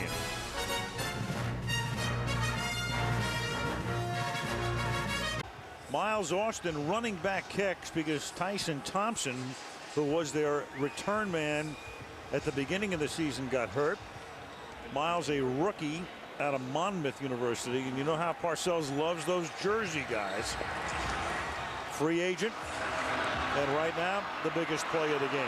Right, and Bill Parcells probably loves him a little more right now. Yes, he does. A lot more than the 3 times he fumbled on kickoff returns this season. Nate Burleson runs it back to the 27-yard line. So Hasselback and company back to work they go. Less than 6 to play in the third. Dallas by 4. Mike Holmgren is 58. Go back 10 years. There you go. Super Bowl 10 years ago this month. Parcells with the Patriots. Holmgren with the Green Bay Packers. Mike won the game. And that was Bill Parcells' last game with the Patriots too, wasn't it? Sure, because everything was swirling at that point about was he going to leave, which he did, to go to the Jets. 3 years there. Hasselback throws, and that's Stevens up to the 32. So here we go again, John. It seems like we're on watch every week. Of course, we had to do Brett Favre last week, and we still don't know what will happen there. And of course, there's a lot of speculation as to what Bill Parcells will do. This is his 4th year. He originally signed a 4-year contract. It was extended, so he does have a 5th year. Jerry Jones, the owner of the team, made it very clear before the game, talking to him, he said, I want Bill back next year. And my guess would be that Bill wants to be back next year if he feels like it, you know, because he talks about energy a lot. You know, I mean, I have to have the energy to go through it again, and I think that I do. Because, you know, when you're making a decision, it's not only the games, but it's, okay, now you have a combine, and then you have a draft, and then you have mini camps, then you have another training camp and preseason, and you know, I think he just kind of wants to sit down at the end and say, okay, can I go through another year of that? And Jerry Jones said, look, every issue there is can be resolved. So there are people who will tell you, oh no, Owens has to go for Bill to stay. That's not the case. And that will not determine Parcells' decision. Everybody wants a simple answer involving a complex guy. Bill doesn't know as of the moment. 3rd down and 4. And that pass is caught by Deion Branch, who breaks away from Henry and turns it into a big gain. So a big conversion and a lot of extra yardage and a 1st down at the 39-yard line. 27 yards. You know, I think the thing that Mike Holmgren was telling Andrew Kramer at halftime is the Cowboys are playing a lot of man-to-man, and our receivers weren't really beating them. So now that we know they're playing man-to-man, we have to run individual routes, and Deion Branch did at that time on Anthony Henry. I think the first half they were kind of going through like they were expecting zone coverage, and they were running zone patterns against man-to-man. Now they're running man-to-man patterns. Hackett has to reach behind to make the catch, and Hackett, a game-time decision, didn't know until 90 minutes before the game because of a hip flexor, and rotating and spinning around and making the catch there. Yeah, and you know, maybe because you've been through the whole season and it's late in the season, you can do that, but I think that's tough on a quarterback when you go out there and you practice and you don't have Darrell Jackson out there who's playing tonight. You don't have DJ Hackett. You're practicing with other guys, and then you're playing the game with these guys. 2nd down and 6. Sean Alexander. Ware forces him back inside, and then Aiken Adele is there to make the tackle. So again, a big 3rd down play coming up. This time it'll be 3rd down and 8 at the 37. You know, DeMarcus Ware did a great job on that play because Jeremy Stevens is blocking. You just get your hands on him, hold him, hold him, hold him. Don't commit. Let the ball come to you, and then keep everything inside of you. And DeMarcus Ware played that perfectly, and then Aiken Adele could get over to make the tackle. Clearly the top defensive player. The only other guy they're missing, Greg Ellis, on injured reserve. Apart from that, this team has been unbelievably healthy this season. And that pass is almost intercepted. Intended for Burleson, and Aaron Glenn, the 13-year veteran, former Jet, had position and almost makes the pick. Yeah, and Aaron Glenn, that was a 13-year veteran play. I mean, because he's expecting that slant. He's looking in, and when he reads 1, 2, 3 step drop, he knows it's a slant. And instead of waiting to cover it, he jumps and undercuts that slant. But the reason he's looking in the backfield is to key the drop of the quarterback. 3-step drop means slant. Blackmore in the punt. You know, veteran just goes with 13 years. What else are you going to call him? It's like saying big tight end as opposed to what? A tiny tight end? Fair catch is called for by Creighton, and he makes that at the 7-yard line. 2 minutes and 53 seconds left in the third in Seattle, where the Cowboys lead the Seahawks 17-13. Back to Seattle. Al Michaels, John Madden, Andrea Kramer heading toward crunch time. 2:53 left in the third. The Cowboys have run only 3 offensive plays in this half. You had the run back for the touchdown after a 3-and-out on their first series. And they begin here with Jones taking it up to the 8-yard line. And John, let's take a look at Owens tonight. Well, the Seahawks came out, and we knew that, that they have a safety, Jordan Babineau, they're playing corner. So they're not just going to play Terrell Owens man-to-man. You can see what they do is they want to get up, they want to bump him, they want to frustrate him, but they always have a safety over the top. So, in essence, they're double covering him early and kind of frustrating him. He goes left, Glenn goes right. 2nd down and 9 from the 8-yard line. Creighton, who scored the touchdown, is the man in motion, slotting left. Flip it out to Jones. Julius Jones taken down by Jordan Babineau at the 10-yard line. And it will now be 3rd down and 7. Yeah, we showed Jordan Babineau and how he was covering Terrell Owens earlier, and in that cover 2, and he's done a good job out there. I mean, he was a corner, then they moved him to safety, and now back to corner. But we know in cover 2, the corner rotates up, he's going to hit the wide receiver, but when they swing or run out there, he has to come up and make the tackle, as Babineau just did. 3rd and 7. Crowd is roaring.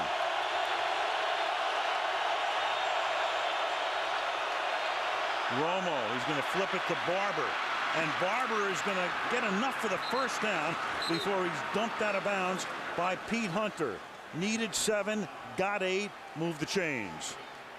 Sometimes you have Terrell Owens and he can do things that aren't going to show up in any statistics, and I think he just did here. And you're going to see he just runs off not only the corner but the safety, and then Barber comes out to that side. See, he runs him off, runs the corner, runs the safety off. Now when Barber gets that ball, he has enough yardage or enough room to make a first down. Final minute of the third quarter. Al Johnson lines up as a tight end on the right side. Jones to the left side, and Jones gets taken down after a very short gain by Ken Hamlin. And then the two of them start to go at it. We got a rumble there. Yeah, I mean, something had to be said. Yeah, but you can't do that. I mean, okay, that's enough. Now you're calm down, get back in the huddle. I mean, no matter what was said or what was done, I mean, this is pro football. This is a playoff game, and you have to drop it right there. Maybe a little kick as well. I mean, Hamlin is there. 2nd down and 8. And that pass is thrown at the feet of Jones with 2 seconds remaining in the quarter. Romo's had a few of those, hasn't he, when he's kind of skipped him into the ground. Not enough club.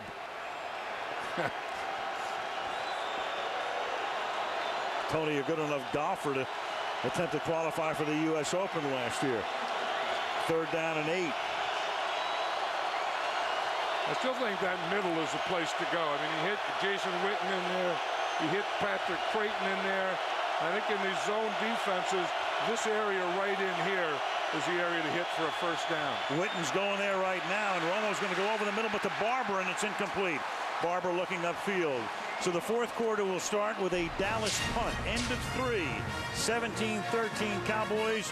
Back we come after these messages from your NBC station. Left, at least in regulation. Who moves on? Who doesn't?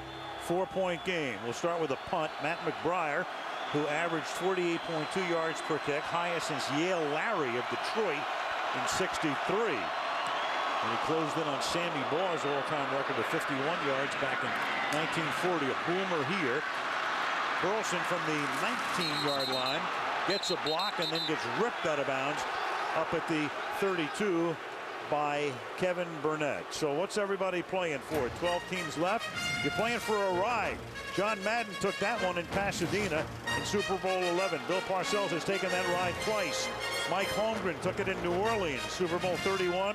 Bill Cowher, who just stepped away yesterday, did not retire, took it last year. So one of these guys hopes, of course, and they know what it's like to get that ride in Miami on February the 4th. You know, that's the sweetest ride of all. I mean, that's the one that makes us all do what we do or we've done. I mean, that makes it all worthwhile. Everyone goes to training camp, they play the regular season to get to the playoffs. And then you get to the playoffs to get to the next round. Then to get to the championship round, then to get to the Super Bowl and win it. Hasselbeck has that one tipped by Newman, and then Roy Williams with the pick, and he stayed inbounds and intercepts it at the 43-yard line. DJ Hackett was the intended receiver. He's down. Again, he's been fighting that hip flexor and was questionable before the game. And it's a tip and a catch. And the question is, did he come inbounds? And they're going to take a real close look at this. The crowd already looking at it up on the board. Well, Terrence Newman made a heck of a play, though, in getting turned, getting back in coverage, and then turning again to get that right hand on it. Now, again, Roy Williams catches a ball, but did that right foot step out of bounds? He's the same as a receiver at this point. The same thing applies. It looks as if his right foot's on the line, and this is going to be clearly a challenge from Mike Holmgren at the 43-yard line, and the crowd wants a challenge flag, and now finally Mike throws it out. He just wanted to make sure. Checked with the guys upstairs. They played it on the board here, and it was very evident. Seattle is to challenging these the fans. ruling on the field of an interception. It appears that it won't stand because what Williams has to do is come down with both feet in bounds. Walt Anderson goes under the hood, and we'll come back after this. To have one of these conclusive or inconclusive evidence here situations, because when you take a look at this, as we have during the commercial break, Roy Williams, and this is the best shot, believe it or not, from the all-22 camera up above. Left foot down. He has possession. Right foot appears to be down. There's a little bit of green or enough between the chalk. And from every other angle, you don't see it from down the line. So what Walt Anderson has to do is say, what do I see that gives me conclusive evidence? So I think initially I thought he would overturn it. Now I'm going to say, John, that he's going to let the play stand. I would agree with you, because I thought the same thing before we went to break. I thought he was on the line. After he joined the play, After the ruling on the field stands. Yeah. The Seattle is charged with its first timeout. You saw just enough green between his shoe and the boundary. So Holmgren waited. You had to challenge this. There it is again. And Holmgren is standing right there. I mean, Mike is 6 yards away from the play. You know, Roy Williams did a good job of keeping those feet in bounds, but the play by Terrence Newman was a great play. I mean, it was coverage and getting the hand in there and then tipping it out, and all the things he did.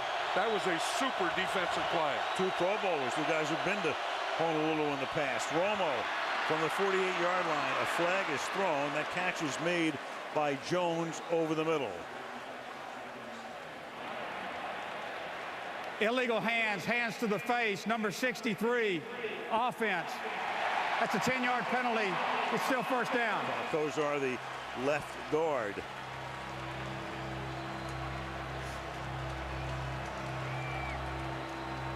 Yeah, I still think that they can go to the middle and maybe even put Terrell Owens in the slot. I think the Cowboys can work that area, and you know, if they can get another first down here, then maybe go back and get some running game going. But it's tough sledding outside, these outside receivers, and you know, they're just getting up there and banging Terrell Owens and then having the safety over the top. And again, I think the tight end or the slot in the middle of the field is where you can go. First down and 20. Romo throws, caught over the middle. That's Glenn. Terry Glenn silencing the crowd out to the 49. Gain of 16, tackled by the linebacker Julian Peterson. 2nd down and 4. Right, and you feel the Cowboys are seeing the same thing, that they're playing the outside, they're playing that cover 2, they're banging the corners around. So what you do is you bring your receiver inside, and then you let him run in the middle. And you see, once he runs in the middle, he's running against who? He's running pattern against linebackers instead of defensive backs. He was bracketed by the 2 tight ends, Witten and Fasano, who both ran straight down the field, and then Glenn cut back over the middle. 2nd down and 4. Big hole, 1st down. Jones tackled by Lofa Tatupu. Yeah, this is a good plan here by the Cowboys, because they did what they had to do to get the yardage back by hitting in the middle and then going to the running game, because I still think in this game the running game is going to play. I mean, we can talk about the defensive backs and the receivers and all this, but you still have to be able to run and stop the run in this 4th quarter. 13 minutes left in the 4th. Jones, 1st down, plenty more, all the way to the 27-yard line. We were talking to Bill Parcells last night. Remember, that was one of the things that he's talking about is maybe we won't start off running strongly, but you can wear this defense down. And I think you get a few 1st downs and you get them to this point, and now it looks like this Seahawks defense is starting to wear down a little. From the 27-yard line. They keep going to Jones, and now you've got a flag from the umpire, and that's going to be offensive holding. And if they keep this running going, I mean, they're going to have a penalty here, but if they keep this running going, then you'd expect to see Marion Barber. Number 91, defense. Whoa. 5-yard penalty from the end of the run. 1st down. Just going to say, when the umpire throws the flag, we've said it before, 99.92% of the time, that's your 0.08% of the time. Defensive holding. That was it right there. And defensive holding, of course, brings an automatic 1st down. And then I would expect to see Marion Barber in here someplace, because we know that Marion Barber is, Bill Parcells always says, he's his finisher, he's his closer, he's his short yardage, he's a goal line, he's the red zone, he's a 4th quarter guy. From the 20.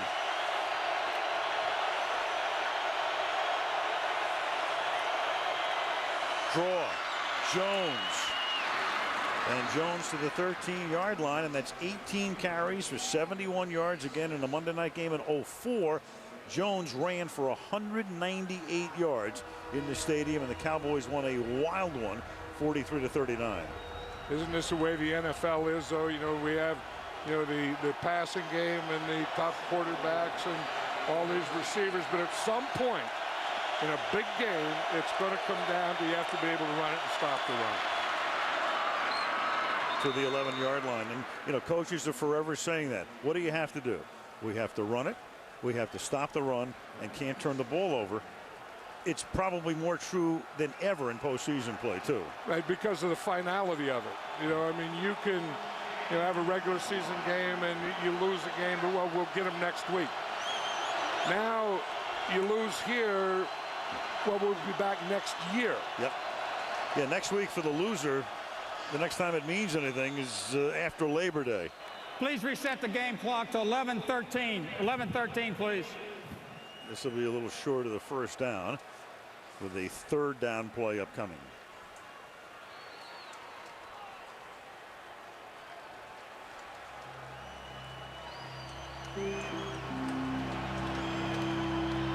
Earlier today, Indianapolis beat Kansas City.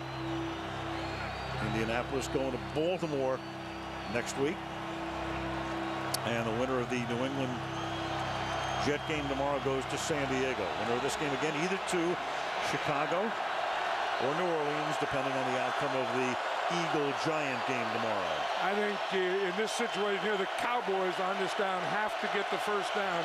You wouldn't want to be sitting there with a 4th and short and have that decision. Barber is the tailback. Gets it and comes up short. Barber on 3rd or 4th and short this year was only 10 for 20 which is the lowest success rate among the guys who had carried the ball any number of times, at least 10 times. And so he comes up short here again. Right, and this is why this was such a big play, because if you don't get the first down, and they didn't get the first down, you're going to have to kick the field goal. You'd like to go for it on 4th down. You'd like to say 2 down, but you lost a little, so you have to do what the Cowboys are doing now. Big play for Seattle. 29-yard attempt for Gramatica, and that one is good. A little bit of a screwball as it faded to the right, but through the uprights it goes, and Dallas's lead is 7.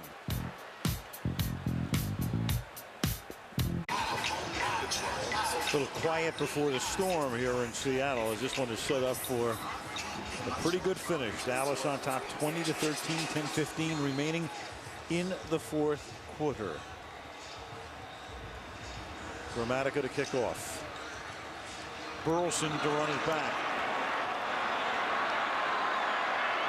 From the 4.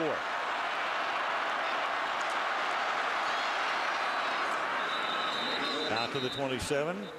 Austin making the stop.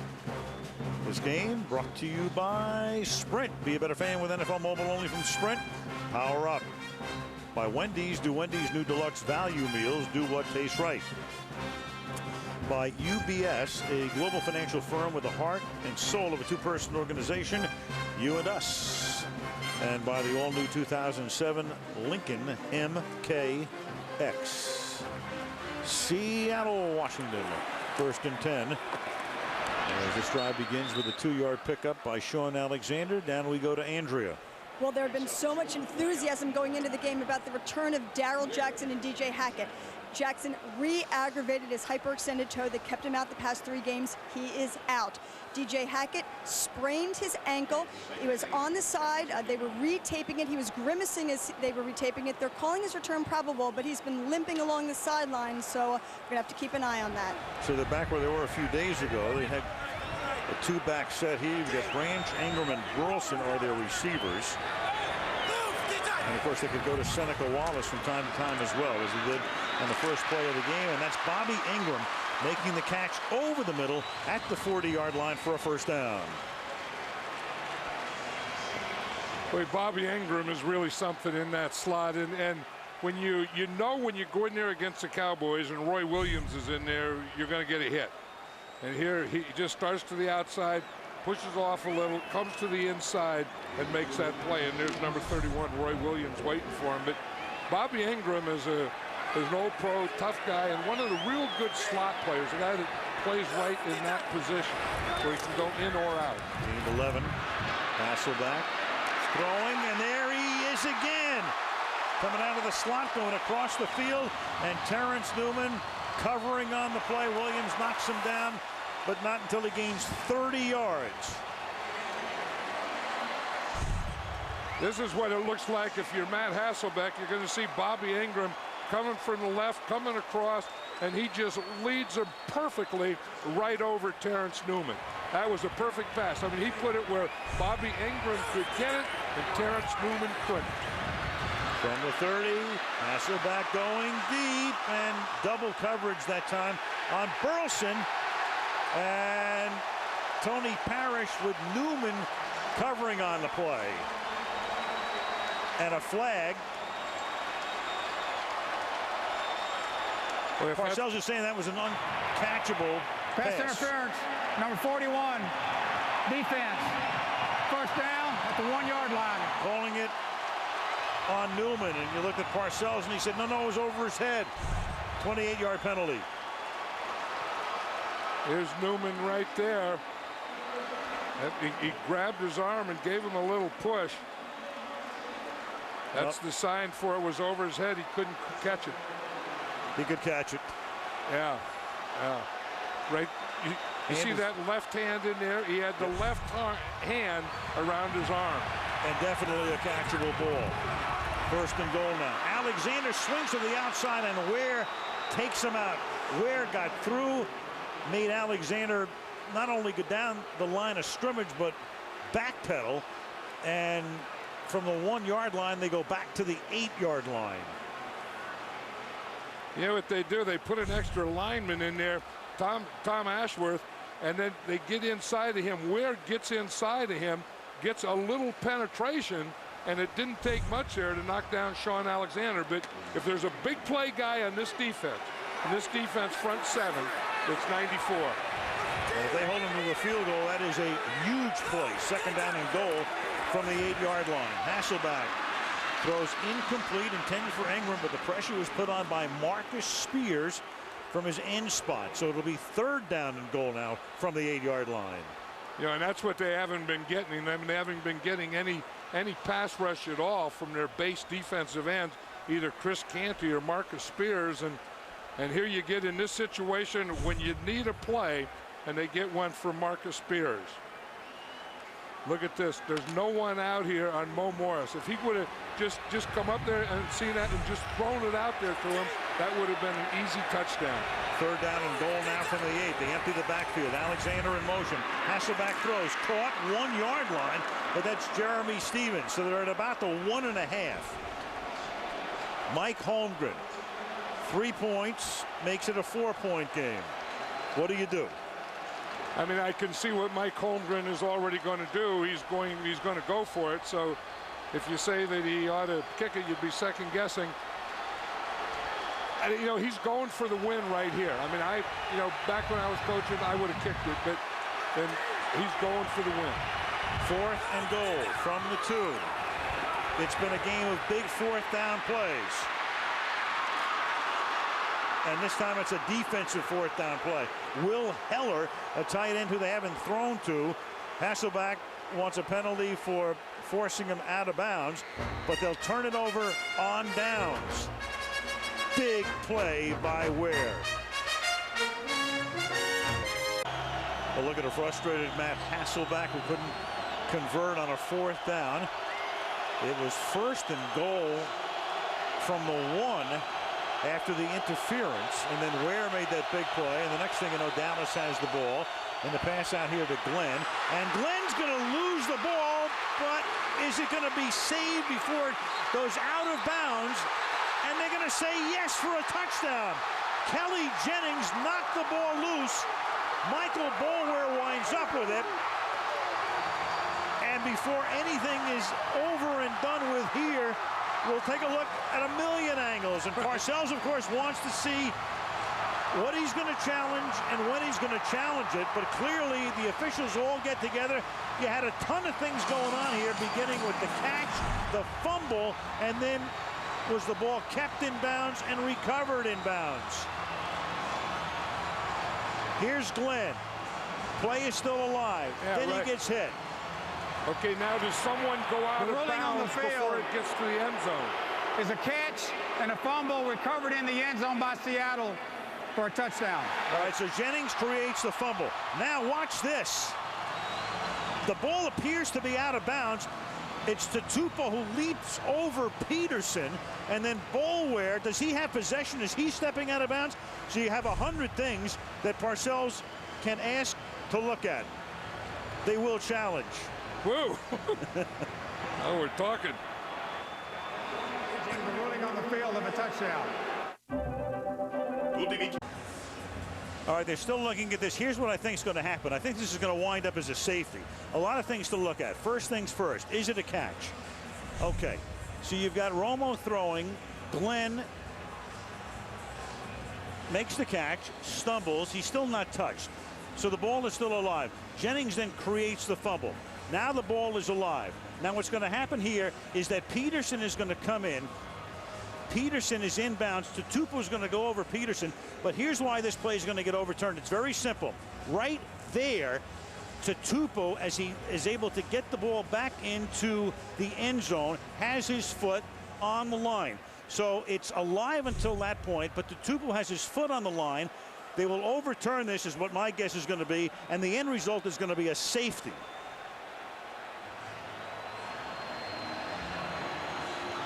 Here's Walt Anderson. After reviewing the play, Seattle, number 51, his left foot is touching the sideline when he contacts the ball. This puts the ball out of bounds behind the goal line. It is a safety. Dallas is not charged with a timeout. Yep, you saw it the same way that you saw it, and that's exactly what it was. It was a pass, it was a catch, it was a fumble. Wasn't recovered in the end zone, or it would have been a touchdown. And because it wasn't, it's a safety. So that makes it 20-15. And what happens now is that Dallas has a free kick. So in a 5-point game, the Seattle Seahawks will get the ball after the free kick with 6.5 minutes to play in the fourth. What a bizarre play. And just to go back one other play, when Hasselbeck on the 4th down play, on the Seattle 4th down play, and he wanted Heller ruled pushed out of bounds because he was pushed. The reason that Heller was allowed to be pushed out of bounds is that Hasselbeck was out of the pocket. So when he was pushed out, I think it was Newman who pushed Heller out of bounds. That was legal. Right, because that makes, once he gets out of the pocket, that makes Hasselbeck a runner, and then you can defend against a blocker. Apart from that, nothing's going on here. No, so we get a free kick here, and the Seahawks should get pretty good field position, because the free kick, you usually have your punter punt the ball along with your kickoff coverage. And then the return team is your kickoff return along with your punt returner as a returner. And you got to mix and match with the Seattle special teams because of all of the injuries. Bob Basulo's unit. 31-yard line. Nate Burleson will field it there after the McBriar free kick. Hurd's going to run him down. Nate Jones will run him down, and they'll run him out of bounds at the 50-yard line. So good field position for Hasselbeck and company, trailing by 5. Some of the numbers thus far. Matt Hasselbeck tonight with a touchdown, 2 interceptions, almost 200 yards. Tony Romo, 160 yards and a touchdown. Big play was that Miles Austin 93-yard kickoff return for a touchdown. Watching himself on the big board as he scored. Then that last play, which results in the safety, which makes it 20-15. And now the Seahawks have the ball at the 50. And the Seahawks have plenty of time here, and I think they want to take their time. I mean, this isn't something where you have to go into any hurry-up offense. I think you take your time. I still think you have good mixture, run the ball, those kinds of things. Hasselbeck over the middle, and that's caught by the fullback, Max Strong. The 44-yard line, Aiken Adell, the linebacker, in on the hit.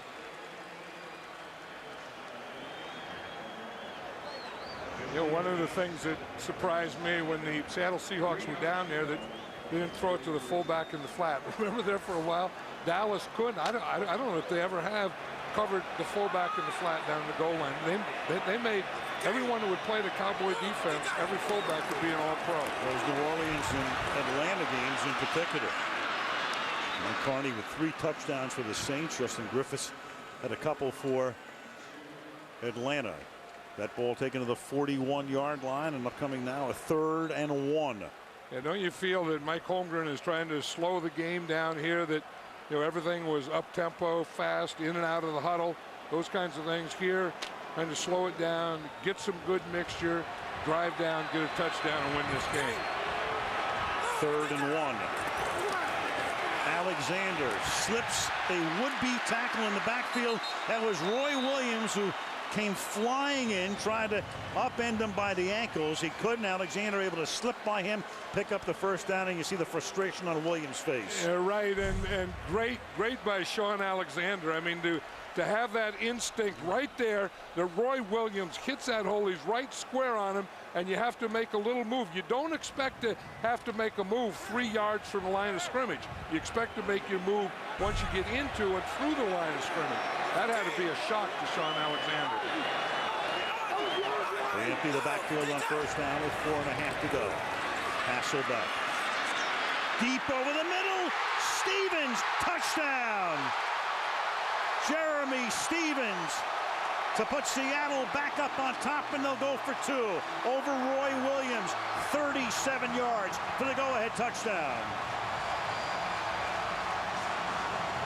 You know, that's the thing that's been haunting these Dallas Cowboys, is big plays in the passing game against their defense. One linebacker bumps them, another linebacker bumps them, and they just hit it right down in that cover 2, right in the zone. They just hit it over the linebackers and in front of the safety.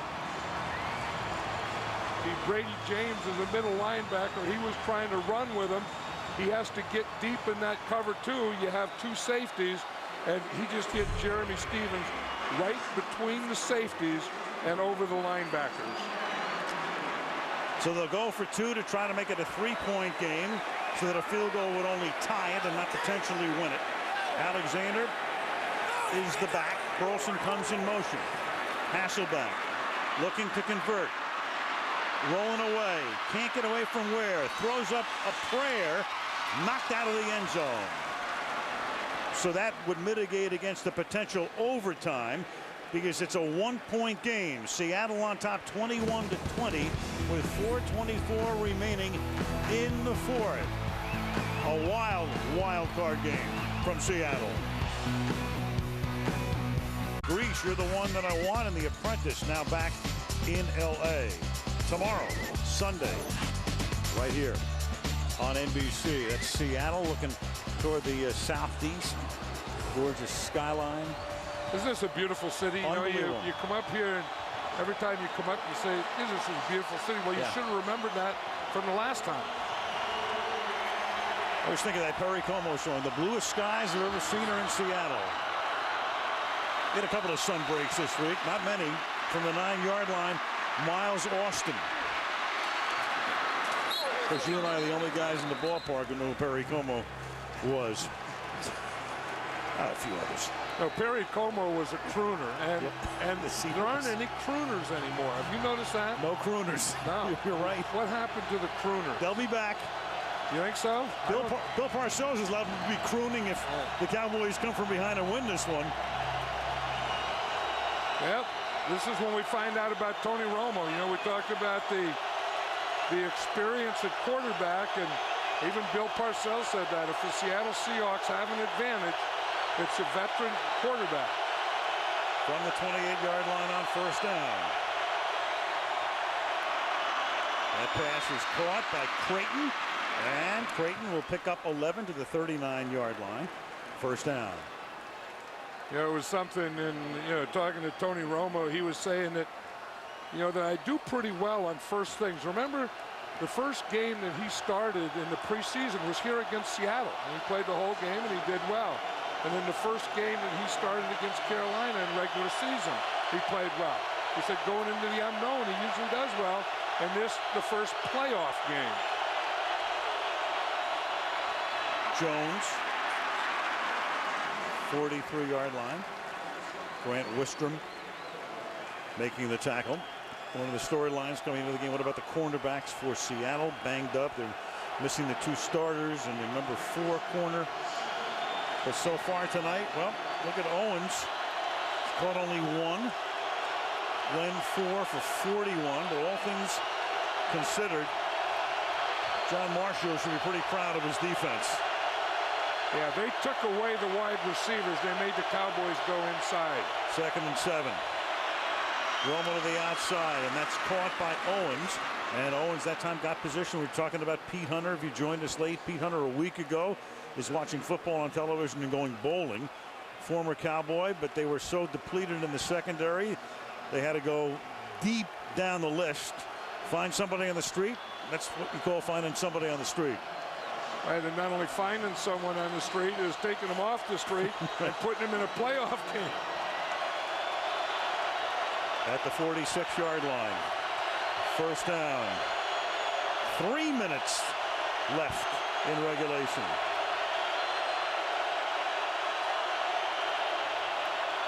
Draw.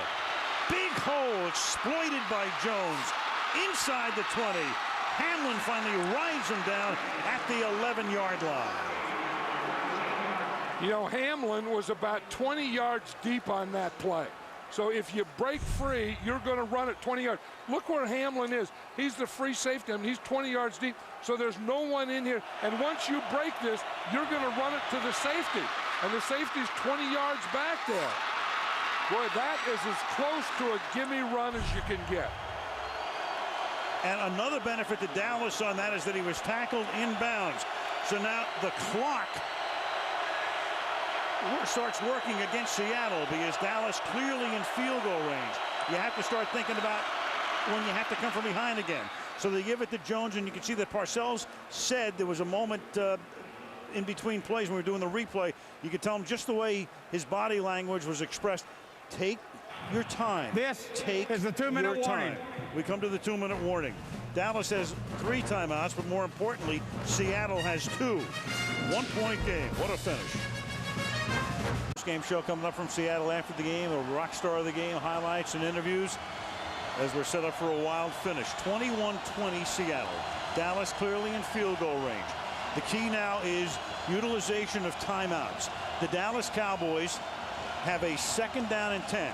Seattle is going to have to use its timeouts here on defense to conserve the clock and then take their chances after what you would assume would be a Grammatica field goal and go down the field. Unless Dallas wants to take a chance, John, and try to score a touchdown. Right, and that's not bad because you say Seattle's going to have to stop them now, take a timeout. Stop them again, take a timeout. Hold them to a field goal. Then if they do that, they'll get the ball back and have about a minute.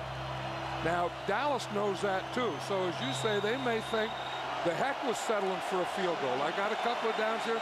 Let's go a play action pass. But do you put it in Tony Romo's hands in this situation? Because you have the field goal now. That is a key question. Jones is cramping up, so he's on the sideline. Barber's in the back. They give it to Barber. Barber tries to find some room, takes it to the 8. Seattle's going to have to take a timeout here defensively, and they do. Now, they'd already used 1, so that's their 2nd. They have 1 remaining. Mike Holmgren ran down to the 20-yard line to take that timeout himself. Yes. Because he knows that, and he's going to take it after this 3rd down play if they stop him. You know, now the other thing for Dallas, you know, if you trust your quarterback, if you trust your offense, I think you ought to have a 3rd down play that you just throw it to that back cone, and if you catch it, then you have a touchdown. If you don't, then you kick the field goal. Of course, that does stop the clock, and then they don't have to use their timeout. See, here's the back cone, and I think that's where you throw it to, where you have a receiver coming into that area, and you just throw it right here, where either your guy gets it, or it goes right here out of bounds.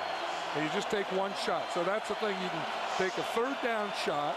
If you don't get it, you kick the field goal.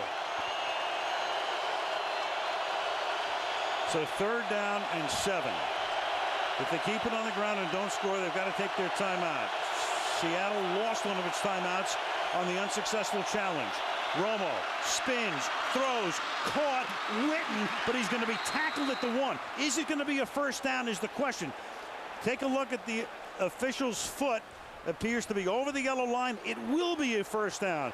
Gigantic play right there. They don't get the touchdown, but they get the 1st down. Seattle is now down to its last timeout, and in effect, Dallas is going to be able to take it down to 0s. Hey, Bill Parcells pulled a Boise State. You know, he was saying that the other night that he'd watched that game, and he said, well, wasn't that something the way that coach did? I mean, he went for 2, and I think that Bill Parcells came into this game knowing and thinking that he was going to roll the dice. And you know what Mike Holmgren's thinking right now? Let him score. The only chance Seattle has, they're going to review this spot, by the way, not challengeable with inside 2 minutes, but upstairs in the booth they're going to look at it. There is no way that Seattle's going to get the ball back unless they let Dallas score, which kind of reminds you, goes back to the Green Bay-Denver Super Bowl when the same thing happened, when you allowed a touchdown because you have to get the ball back. Otherwise, you only have 1 timeout. Dallas can end the game by kneeling down. So in effect, you want to open up the Red Sea here, and the question is, will Dallas take advantage of it? Now, meanwhile, take a look at this. They're going to see exactly where the spot is. Witten makes the catch. Yellow line unofficial. His forward progress appears, from that angle anyway, to be over the yellow line. I don't know. It's very close, though. I mean, it doesn't look like that ball. Again, it's where the ball is. The ball has to cross. Again, that yellow line being unofficial, but the ball has to cross that point, and I don't think it did. Lofa Tutupu makes the tackle, but this is going to be some call for Walt Anderson here. Because when you talk about conclusive evidence, normally, if there's a boundary or a line, it's conclusive. But here, what is conclusive? I mean, you're sort of groping a little bit as to exactly where you're going to put the ball down when you come back out on the field. See, he has to get to the 1 yard line, so he can use that yard line too. And again, the ball has to get to there. It doesn't make any difference where his helmet is or his elbow is or his feet. It's where the ball is. This is as tough a call as a ref is going to have. I don't know where you put the ball here. The receiver's forward progress was stopped at the 1.5. It's 4th down. Yeah, wow. 4th down, yeah. Because he had to get to the 1, and the 1.5 is 4th. And now Bill Parcells is going to have to kick that field goal. As I said earlier, the Seahawks are going to get the ball back, and they'll have a minute to go. So Tupu has kept Seattle, in effect, alive at this point. Here he comes. Well, I tell you what, he said the 1.5. Seattle. You tell me. Where the ball was? Did you think it passed the 1? It looked like more like the 1.25. Oh, yeah. Well, as long as it's not, the minus, or it's not the half. Right. As long as 1 and anything, it's not a first down. So if you're Parcells now, I mean, you're almost compelled to go for the field goal. You have to kick the field goal. Seattle had to take a timeout. Once the play was reviewed by Walt Anderson, the clock was going to start again, so Holmgren had to take the timeout. So Seattle is now out of timeouts. Now you have to try to take the lead here with Gramatica. In effect, a field goal the distance of an extra point. Then, with 1 minute and 19 seconds minus what this play takes, Seattle will get the ball, and all they will need is a field goal to win the game. And they've got the best clutch field goal kicker in America this year in Josh Brown. Meanwhile, here's Gramatica. Romo holds. 19-yard field goal attempt. Oh, it is fumbled by Romo, and then Romo's going to run to the end zone, and he's going to get tackled by Jordan Babineau. Amazing.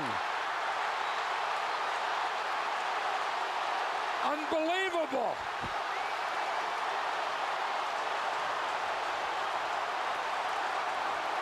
How crazy is this?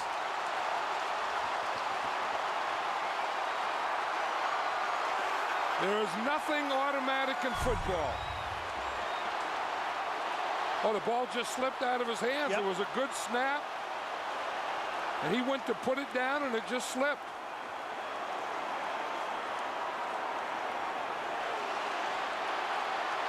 Jordan Babineau, big tackle there. How about Tupu's tackle, though? On that 3rd down play. Wow. Your whole season comes down to that. Amazing.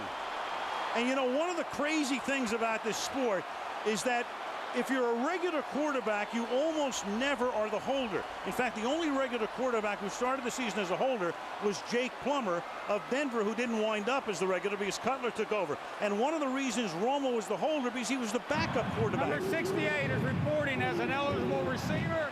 Number 68 is eligible. So one of the things that might have happened had Romo started the season is he wouldn't have been the holder in the first place. But he is here. The mouthpiece comes out. And this is the way Dallas's season will most likely end unless there's some sort of a miracle finish here for the Cowboys. Hasselback from the 2-yard line. Dallas, however, has all of its timeouts. But Alexander is going to try to render that moot out to the 22-yard line. Tackled by Parrish. So Dallas still had all of its timeouts. Had they been able to hold them inside the 10 without a first down, and here's Alexander coming off shaken up, they would have had a chance to get the ball back. Boy, did he explode on that play. But Sean Alexander with a lead block right there, running off his lead, wide open, making a burst. He is really good with his off arm. Watching his balls the ball's in his right arm, but watch his left arm. I mean, the way that he just plays off would-be tacklers. Romo is thinking, what the heck? But, going back to that shot, I mean, that 3rd down play, I say when you're going to take it, you have to throw it in the end zone. And when you throw it before the goal line, that can happen to you.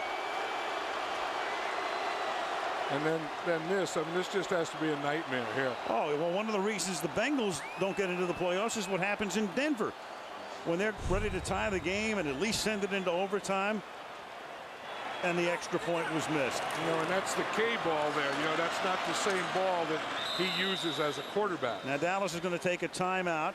That's Maurice Morris carrying. Romo could still wind up with the ball in his hands because they can't run the clock out. Well, he better get his head up. Yeah, he better. Yeah, Meanwhile, his hand is bleeding, the left ring finger full of blood. Yeah, but his night might not be done. No, and someone better tell them that, get him back in this thing, because, he's over there, kind of feeling bad about losing a game and kind of pouting. You got to get back up. And if there's any chance, until someone shoots off the gun, the game's over. You're still playing. You can't get down. You can't give up. You can't say it's all over. Nothing is all over. One more timeout for the Cowboys, which they'll take right here at the end of this play. Alexander comes back in. Well, that's good news for Seahawks fans. They give it to him. He'll get stopped. Timeout, Dallas. Their final. Okay, so now what you're going to have here is a play, and then they're going to run as much of the clock off as they can. Then they're going to be forced to punt, assuming it's 4th down. And then Romo should get the ball back with, he hopes, 10, 12, 15 seconds. 4th quarter. Some key plays here. Hasselbeck, this was a 4th and 2 play as they passed up the opportunity for a field goal. Turned it over. Very next play, you had the fumble by Glenn. Seattle, for the moment, thought they had a touchdown. Turned out to be a safety. Then you had Stevens catching the pass from Hasselbeck over the middle. And then on what would have been the field goal to move them ahead, the botched hold by Romo. Can't get into the end zone. Seattle gets it back. Tony's got his helmet back on because somebody did tell him, John, you're probably coming back into the game. Right. We still have a shot here. Someone's telling him, you'll get up, get your head up, and we're going to get another shot at these guys. Because, as you said, there will be a timeout, then they'll let the clock. But with the punt, the clock does stop and change the possession, so they'll have time to get a good formation, a good play out there. Dallas must stop him here.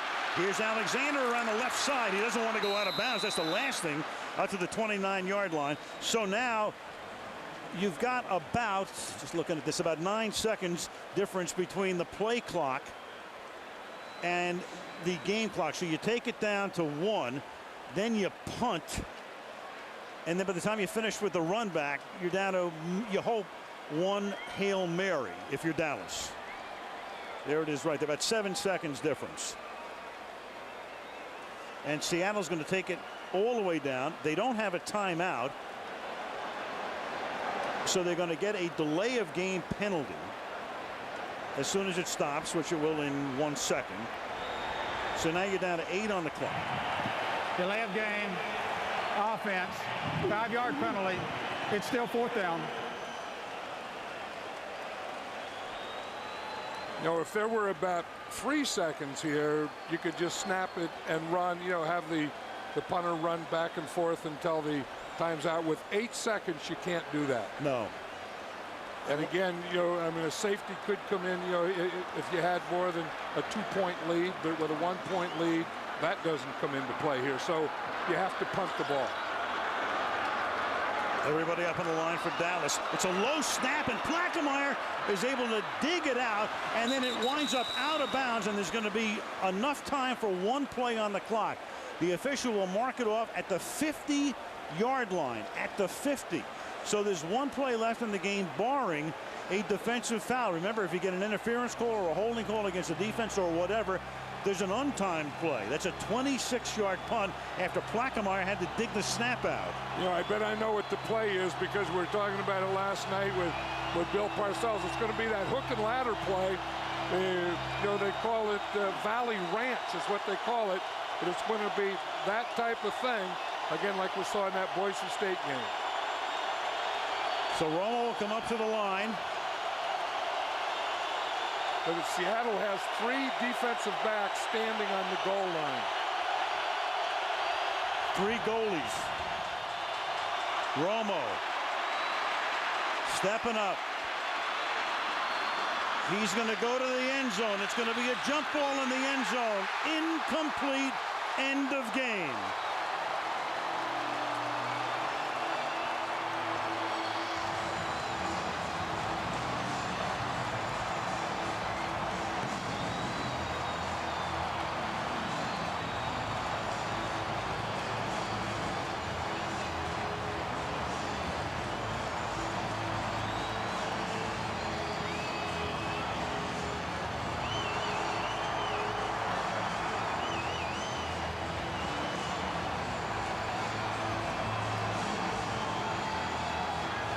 The Cowboys are done.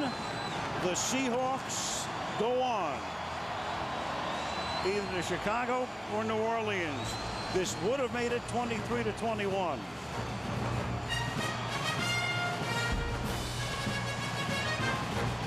What a game. Our post game coming right up.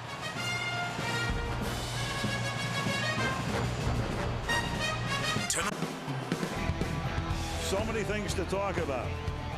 Where do you begin with this one? There's your final score, 21-20. Recap first. You go back to the touchdown. Patrick Creighton just before the half. This was the first touchdown of the game. It made it 10-6 Dallas. Creighton fights his way into the end zone. Jeremy Stevens in the second half then gave Seattle the lead again at 13-10 on that touchdown reception, but then Miles Austin answered with a 93-yard kickoff return, and Dallas was back out in front 17-13. A Gramatica field goal made the score 20-13. Then this wild play, a near touchdown for Seattle, but the Tupa's foot was on the line as he tried to save it. It was a safety that made it 20-15. Then you had Jeremy Stevens catching his second touchdown pass of the night, 37 yards there. Conversion failed. You had Romo hitting Witten, what originally was a first down and might have ended the game. They had to settle for a field goal attempt, and of all things, Romo mishandles the snap, can't get in. Dallas got the ball back for one final play, a Hail Mary into the end zone, which fell incomplete. And the Seattle Seahawks will continue on in the playoffs either next Saturday or Sunday, and you've got Lofa Tatupu and Jeremy Stevens sharing top billing at the top of the Rock. Matt Hasselbeck will be down on the field, and he will be talking to Andrea Kramer when we return to Quest Field in Seattle. Seattle wins it by a score of 21-20. Matt Hasselbeck tonight throws for 240 yards, 2 touchdowns. He's with Andrea Kramer. What a fourth quarter. What was going through your mind on that field goal when Tony Romo dropped it? You know, honestly, I really wasn't watching. I was getting ready for a 2-minute drive, and I saw him running with the ball. I didn't know what to think. What happened on the 37-yard touchdown of Jeremy Stevens? Mike Holmgren, you know, went to the well with the red zone play, even though we weren't in the red zone. And, you know, they were playing a 2-deep zone, and it's up to Jeremy Stevens to run his route perfectly. He did. The guys outside held the safety, and it was a great play call, and those guys ran a great, ran a great play. What adjustments did you end up making? You had a slow first half. What adjustments, especially to their man-to-man coverage? Well, you know, I didn't play very well in the first half. You know, I was trying not to take sacks, and, you know, at halftime they said, hey, just trust your protection more, step into your throws. Tried to do that a little bit more in the second half. The guys up front played really well. Dallas is good. You know, DeMarcus Ware, all those guys, Roy Williams, they're a good team. So we knew it was going to be a game like this. We're happy we won. With all the injuries to your defense, what about their performance tonight? They played great, and, you know, the 12th man was helping us out, too. And, you know, I really credit those guys that have stepped in and played for us. And not only them, but the wideouts. You know, Darryl went down, DJ Hackett went down. It's a team effort this year.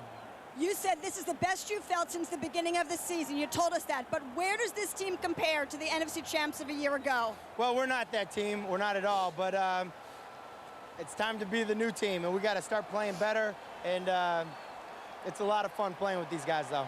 Matt, thanks for your time. Andrea, thank you. We could talk about a million things, but we got to get off the air pretty soon. But one thing I think we need to talk about right now, because some people think this might be the end of Bill Parcells' career. We don't know, but the one thing that he expressed very clearly to us was that you don't make a career choice predicated upon one game. I'm sure there are people saying if any game is going to get this guy out of coaching, it's a loss like this. But he'll be reflective. He'll think about it. And then what do you see in the future for Bill, John? I don't know. I just think that Bill Parcells is a coach that can't live without it. And I think that, you know, if he doesn't do that, I don't know if he knows what he would do. And I agree with you. You know, that this is going to be devastating for him. This is as tough a loss in a playoff as you can have because of finality of it. You don't have next week. But I think that, you know, he'll get away for a while. He'll think about it. He'll get re-energized, and I would expect he'd be back. Happy trails. What a year. Well, thank you. Thank you, Al. It's been a great year. I really enjoyed Terrific. it. Terrific. You make it great. You do too. Seattle wins it by a score of 21-20. On they go, and on we go into the offseason. Saturday Night Live follows your late local news, except on the West Coast. And until we join up again from China for a preseason game next August, Al Michaels, John Madden, Andrea Kramer, and our entire NBC sports crew saying good night from Seattle.